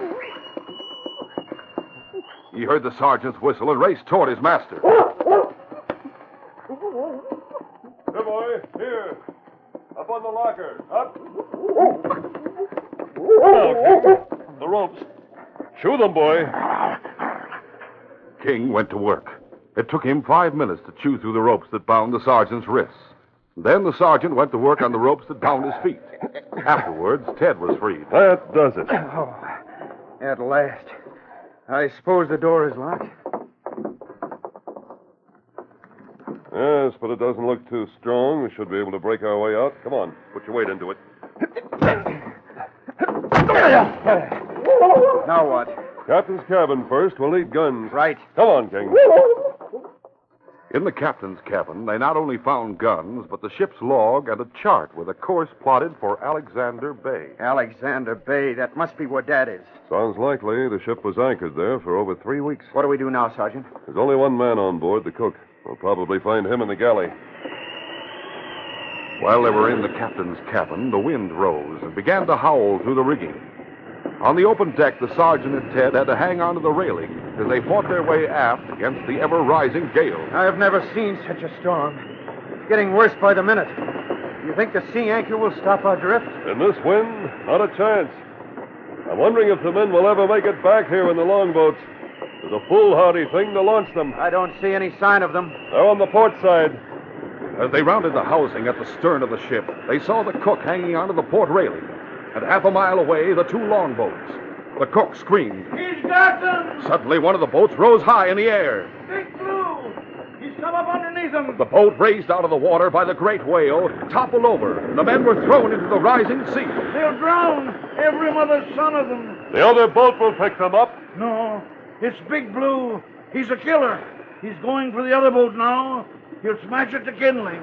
The second boat wasn't smashed, but the whale did turn it over, and now the whole crew was struggling in the water. There was nothing the men aboard the whaler could do, and that was the last they saw of the crew, for the gale rose to a new fury. The spray, whipped from the waves, grew thick as snow blotted the crew from sight. Suddenly, the whole ship began to shake. It became a live thing, struggling to be free. Then the anchor cable snapped. The storm seemed to grasp the whaler and hurl it toward the distant shore. The sergeant raced for the helm, hoping to control the ship's course, but the wheel was spinning free. The rudder lines had broken. The ship was at the mercy of the wind and sea. Nothing to do now but hang on. The coast is rocky along here. We'll be driven ashore and wrecked. And we'll have to swim for it, Ted. It was the totem pole that did it. They should never have stolen it. It brought the curse of the killer whale on the whole crew. Why did they steal it? I had nothing to do with it. I had nothing to do with any of this crooked business, Sergeant. I hired as cook on what I thought was a whaling trip. Believe me, Sergeant. Why did they steal the totem pole? There's some carving on it the professor wants to see. My father? The pole was being taken to my father? Yeah. Those crooks are holding him prisoner at Alexander Bay. He found a stone tablet in the Tongass village. And if he can figure out the picture writing on it, it'll tell those crooks where the buried gold is. How many men are there at Alexander Bay? There's half a dozen, besides Rostov, the ringleader. We're not far from Alexander Bay. About 10 miles to the north. You'll never see it. We're done for. Well, there's life, there's hope. On the ship drove toward the coast. And then suddenly, a high black rock loomed straight up from the water on the starboard side. We're going to hit. Hang on, Sergeant. The ship missed the rock by less than a foot, and at the same moment, the hull scraped the sunken reef. Then a huge wave rose beneath the ship and lifted it up and over the reef into calmer waters. A few minutes later, the whaler ran aground on a sandy bottom. It listed to a 45-degree angle as the waves continued to beat against it. There was nothing the sergeant and his companion could do but stay where they were and hope the ship wouldn't break up. A long hour passed before the wind began to die down. Another hour, and the storm had passed over. The sergeant, Ted, and the cook climbed from the wheelhouse to the slanting deck and searched the sea beyond the reef for some sign of the whaler's crew. There was none. The sky cleared, and the sun came out. The sea grew calm, but there was no sign of life on its shining surface. Close to the horizon, the men saw a spout of water shoot in the air. There he is. Big Blue. 20 men he's killed today. Should he be blamed, or should the captain? The captain should never have gone after him. He should have known the calm wouldn't last. I suppose it was greed that drove him to take the chance. He was always talking about Big Blue and the money that one whale would bring. Big Blue. The last of the killer whales. What do we do now, Sergeant? We'll make a raft. There's plenty of loose wood around now. That piece of the killer whale totem will do as part of it. We'll load the raft with ammunition and supplies and paddle into shore. And then on to Alexander Bay. On to Alexander Bay. Big Blue has taken care of the captain and his men. It's up to us to take care of the other members of the gang. When your father's free and the gang's in jail, this case will be closed.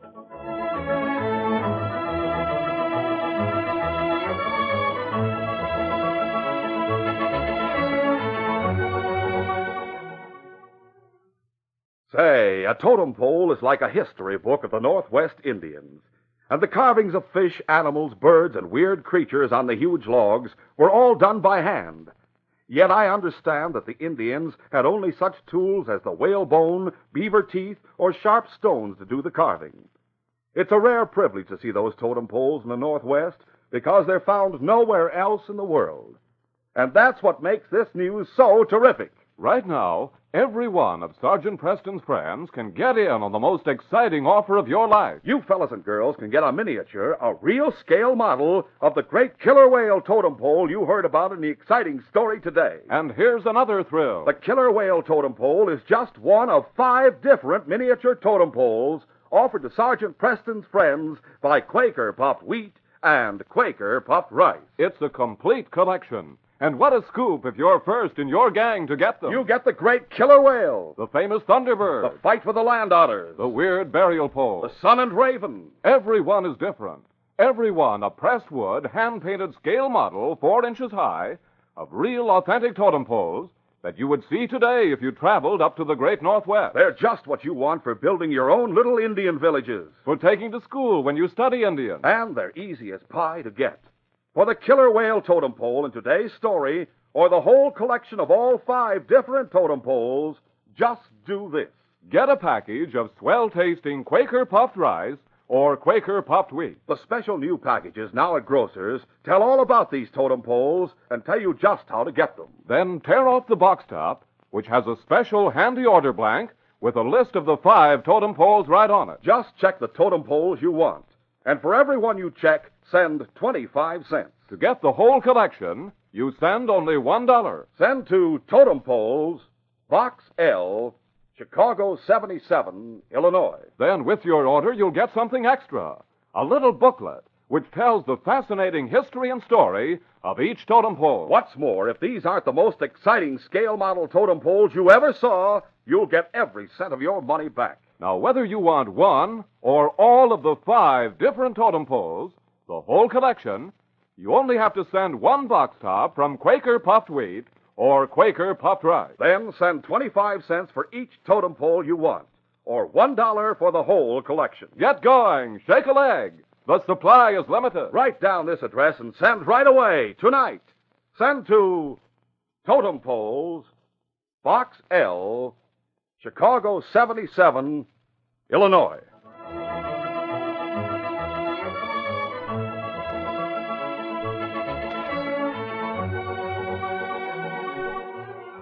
Sergeant Preston and Ted Sheridan, on the trail of a band of outlaws, took the shortcut through the forest as they headed for Alexander Bay. It grew colder. The sky clouded over and snow began to fall. The wind was rising, and it seemed that the first snowfall of the year might turn into a blizzard. Toward nightfall, the sergeant and Ted reached Jacques LeBeau's trading post. I know Shark, Ted. We may be able to borrow a dog team and a sled from him. How far are we from Alexander Bay? Oh, about 5 miles. Jock may be able to tell us something about Dad. We'll see.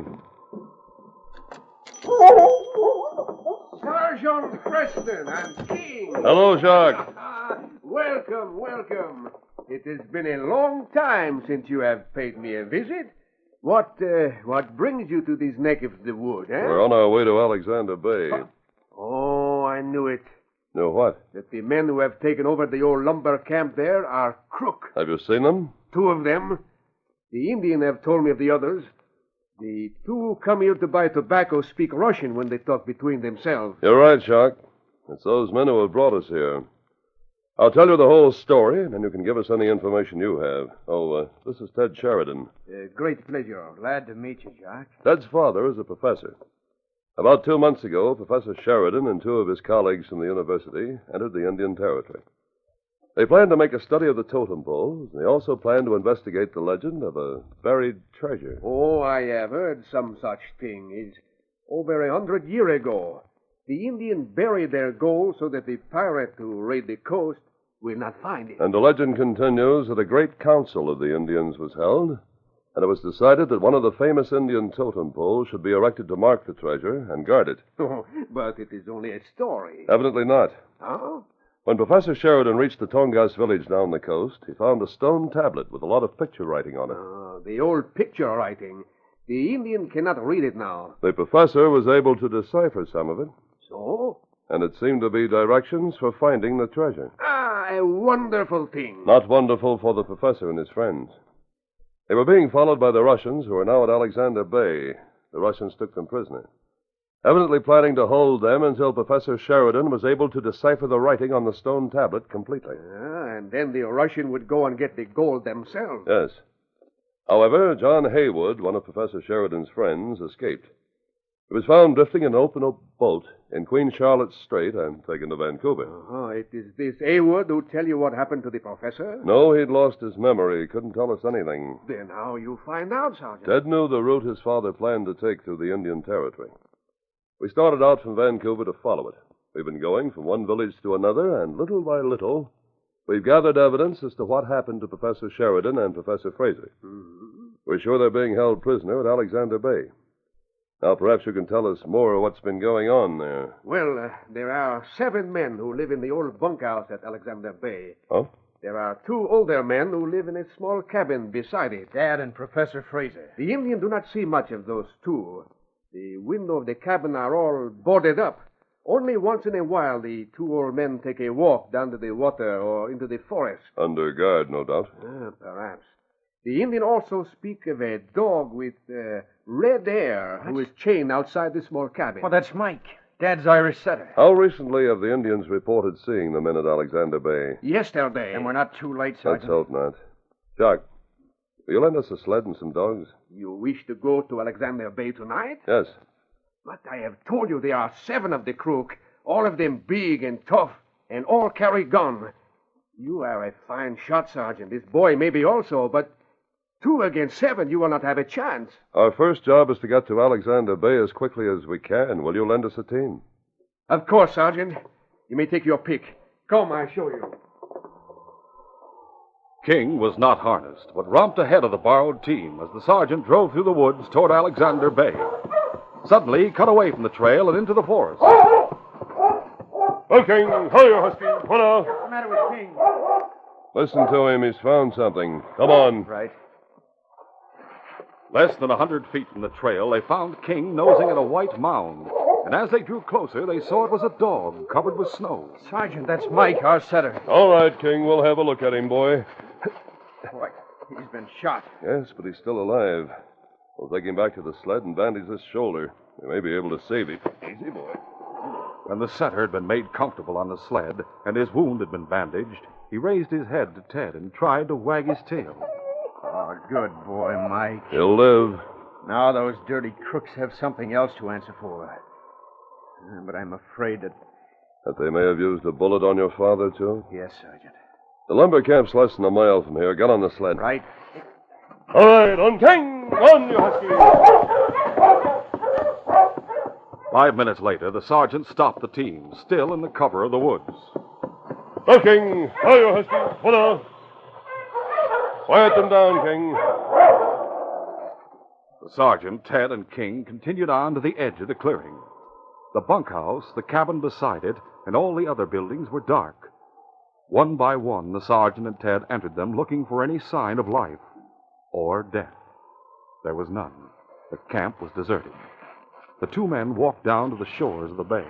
Could they have left by sea? Possibly. There's someone who can tell us. Who? Mike. But he's too weak to walk. He'll not have to do that. Come on. The sled was driven into the clearing. Then Ted took Mike's head in his hands. Where's Dad, Mike? Which way did he go, boy? Where's Dad? Feebly, Mike rose, stepped off the sled, and took a few weak steps toward a trail that led into the forest to the west. Then he collapsed. Easy, boy. The sergeant picked him up and placed him back on the sled. That's enough, fellow. You've answered our question. What's in that direction, Sergeant? There are mountains beyond the forest, and at the foot of the mountains, the largest Indian town in the province. It's called Ravensville. There's a school there. Indian children come from all over to attend it. Could Dad have finished deciphering the message on the stone and told Rostov where to find the gold? Perhaps. We'll try to catch up with him before he does. All set? All set, Sergeant. All right, on King! On, you husky! All night long, they followed the well-marked trail through the forest. It had stopped snowing, and at dawn, they made a halt to eat and rest the team. At noon, they found the remains of a campfire where Rostov and his men had spent the night. There were clear footprints in the fresh snow leading on toward the west, and the sergeant and Ted pushed on. At dusk, they reached a trading post. The sergeant stopped the sled in front of it. Looking! Hurry, you huskies! Put on a hole! Mike made frantic efforts to get off the sled. Easy, boy, easy. I can hardly hold him, Sergeant. Your father may be inside, but there are tracks leading on toward Ravensville. Who runs this post? It used to belong to a man named McTavish.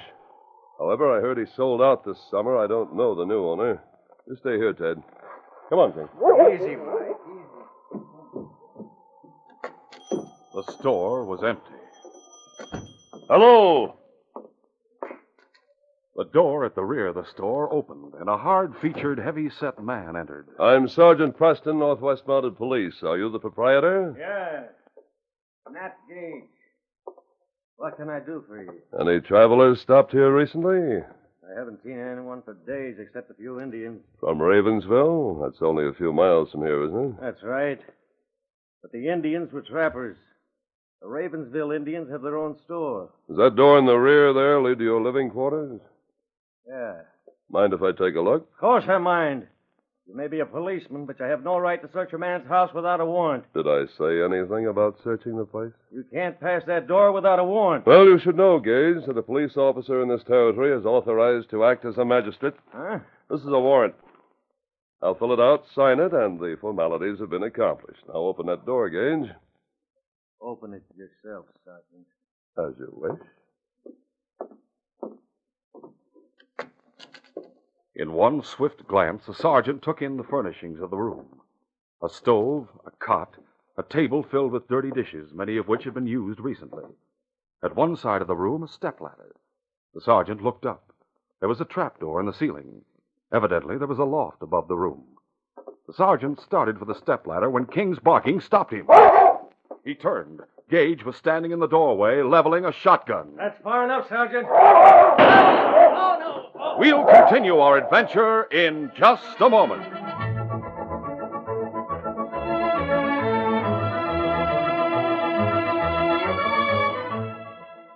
Say, it's a race to the breakfast table when there's swell-tasting Quaker puffed wheat or Quaker puffed rice waiting for you. A real prize in good eating. And listen, you'd better have paper and pencil handy for a terrific offer wheat and rice shot from guns have for you at the end of the program. It's straight out of the great Northwest. Keep listening.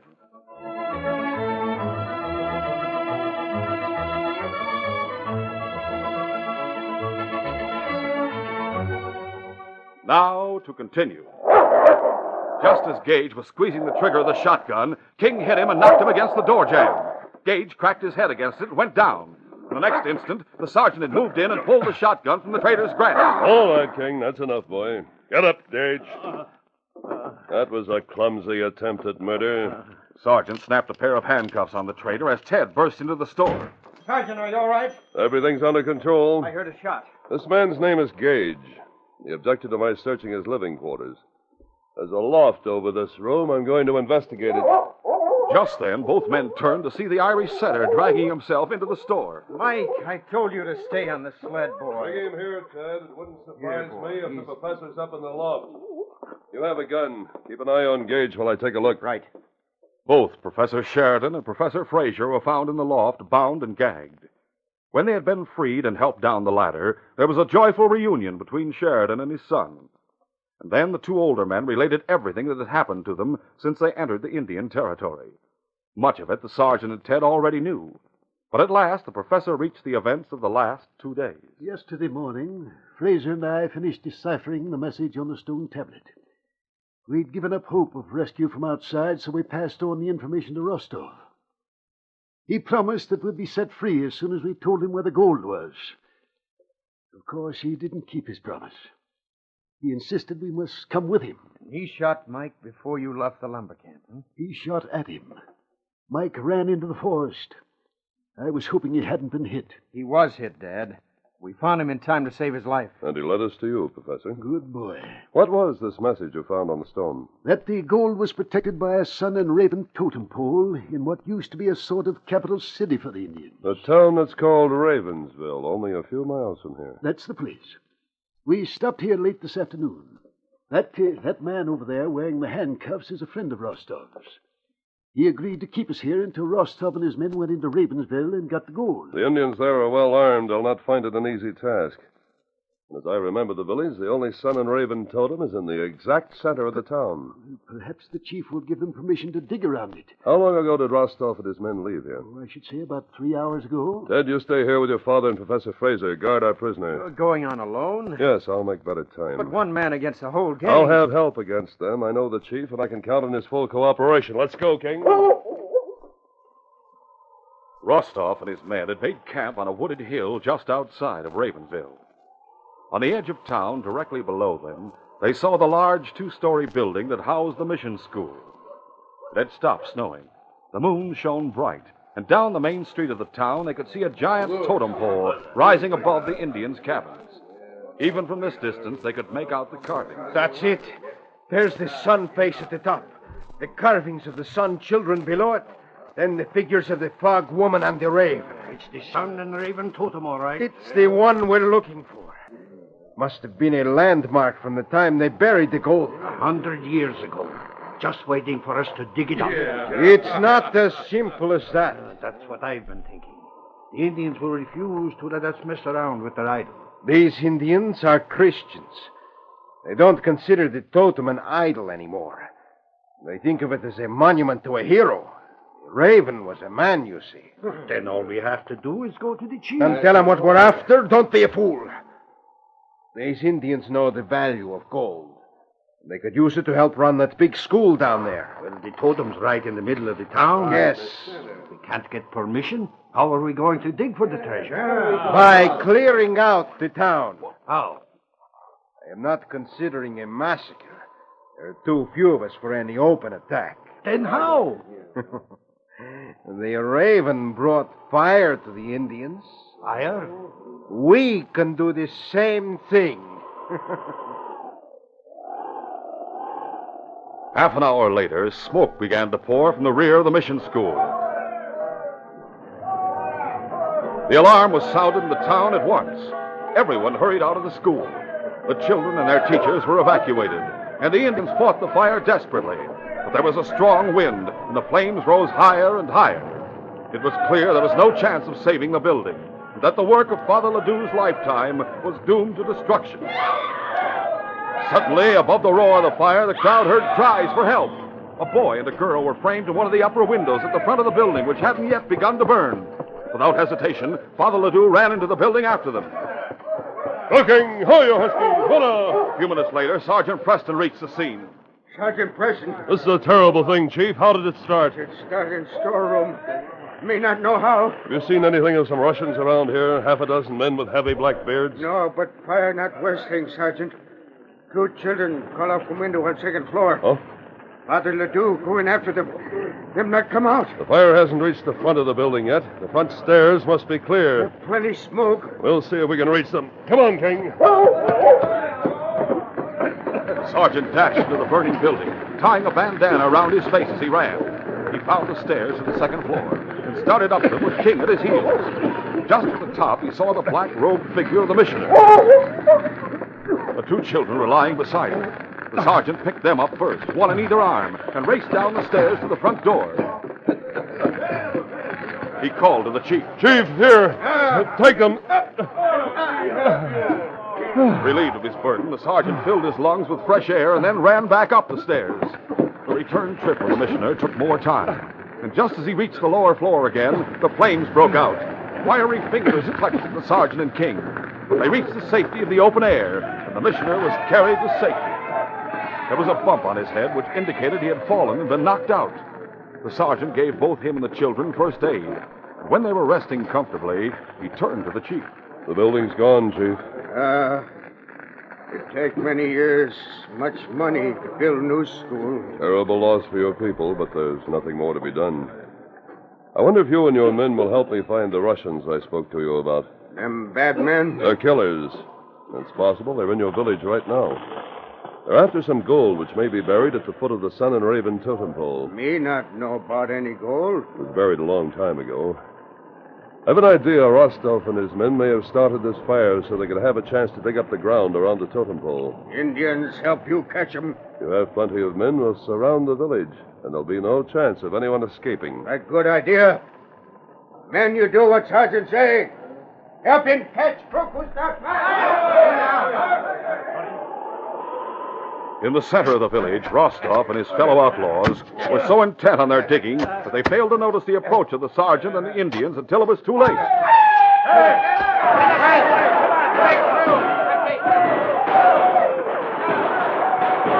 They made a fight of it, trying to break through the circle around them. But when Rostov was wounded and dropped to the ground, the others gave up. All of them were taken prisoner. Those who were unhurt were tied hand and foot. The sergeant bandaged Rostov's shoulder beside the yawning hole where the outlaws had been digging. Was it you who started the fire, Rostov? I have nothing to say. Well, there are plenty of other charges against you and every member of your gang. Sergeant! Ted!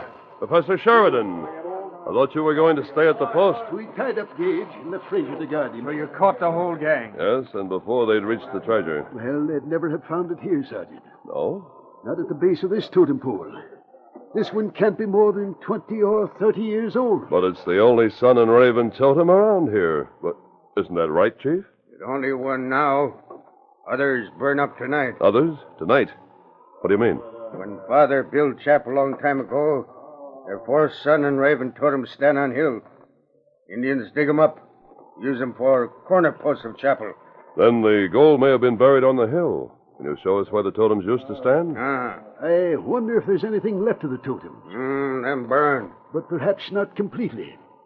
If there's anything left of them, I should be able to judge their age by the type of carving. Them plenty old. Yes.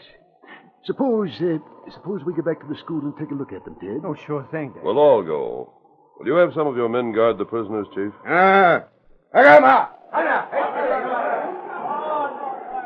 The sergeant, the chief, Ted, and the professor returned to the smoking ruins of what had once been the school.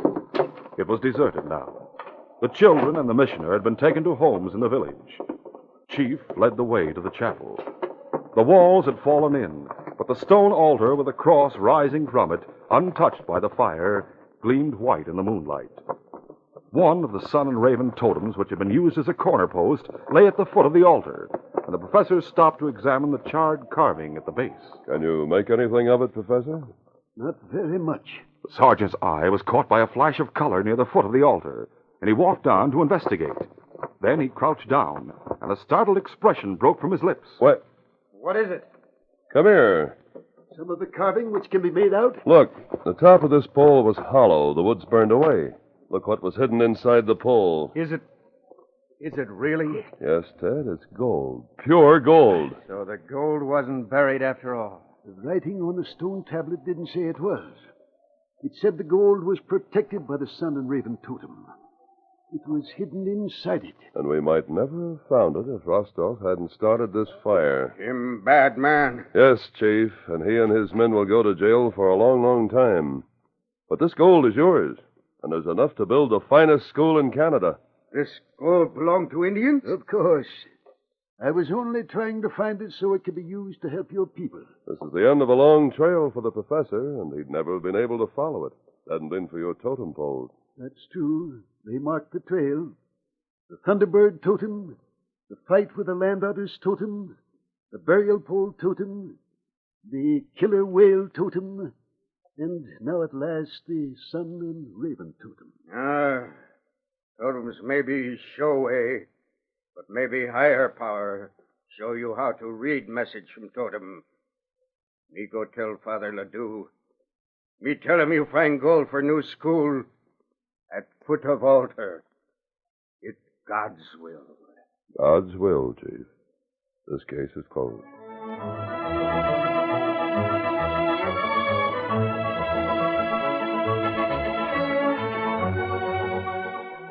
Sergeant Preston will return in just a moment with a word about our next exciting adventure.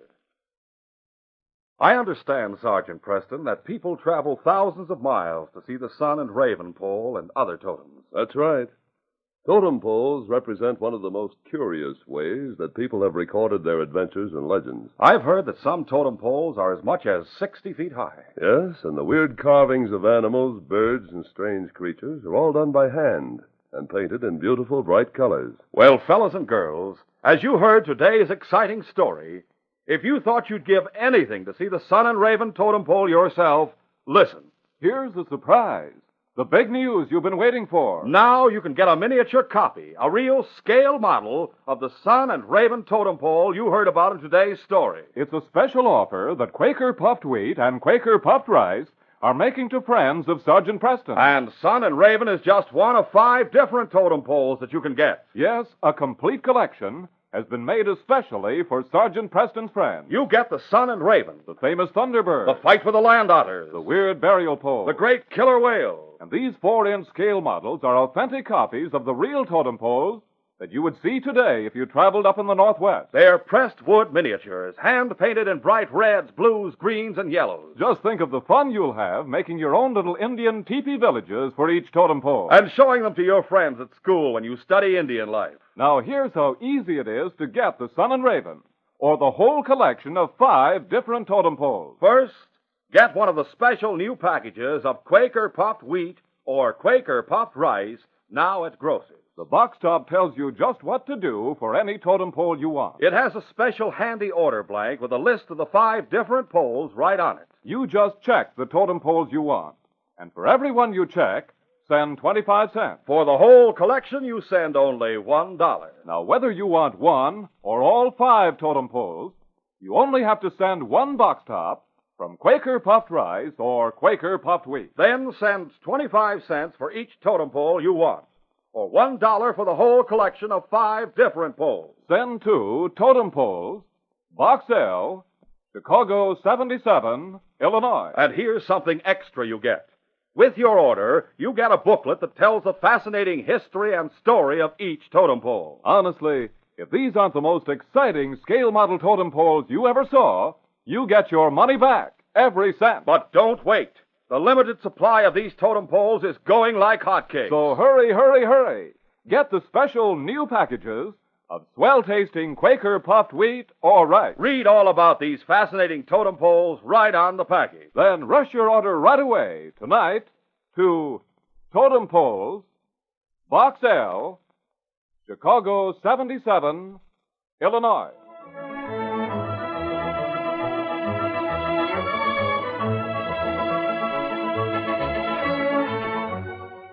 And now, here is Sergeant Preston. Sergeant Preston reporting for duty, Inspector.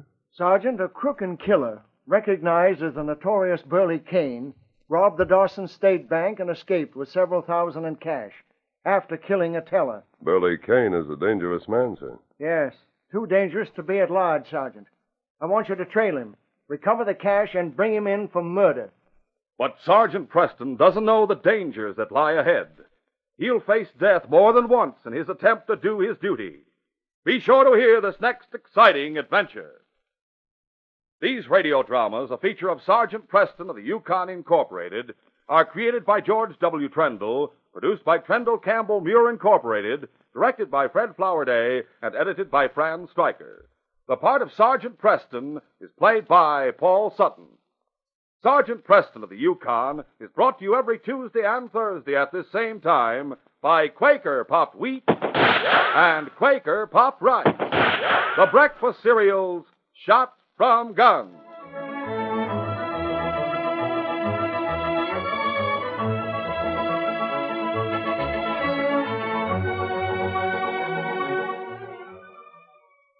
Hello, children, and you mothers, too.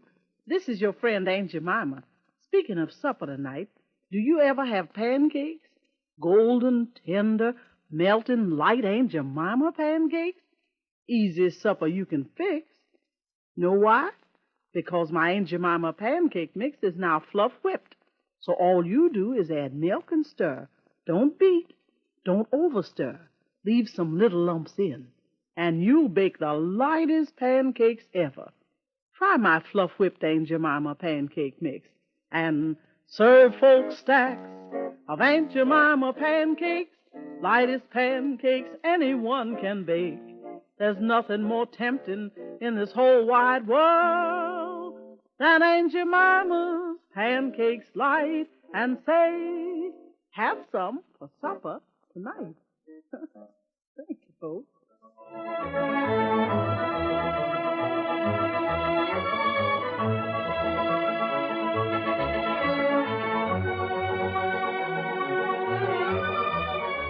This is J. Michael wishing you goodbye, good luck, and good health from Quaker Puffed Wheat and Quaker Puffed Rice. So long. Listen tomorrow at the same time to The Green Hornet, brought to you by the drink that makes you feel fresh again, Delicious Orange Crush. This is the Mutual Broadcasting System.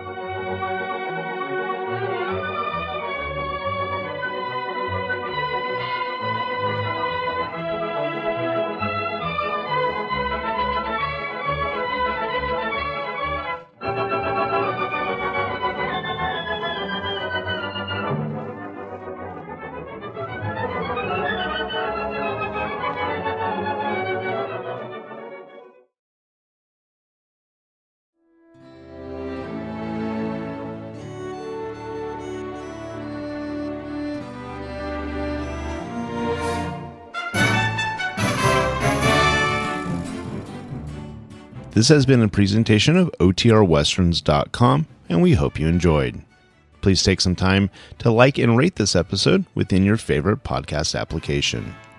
Follow us on Facebook by going to OTRWesterns.com/Facebook, and subscribe to our YouTube channel by going to OTRWesterns.com/YouTube. Become one of our ranch hands and unlock some exclusive content. We want to thank our most recent ranch hands, Steve and Ron W., who joined us recently. You too can join by going to OTRWesterns.com/donate. Send us an email, podcast@OTRWesterns.com, and you can call and leave us a voicemail, 707-986-8739. This episode is copyrighted under the attribution non-commercial share-alike copyright. For more information, go to OTRWesterns.com/copyright. Have a great day, and thanks for listening.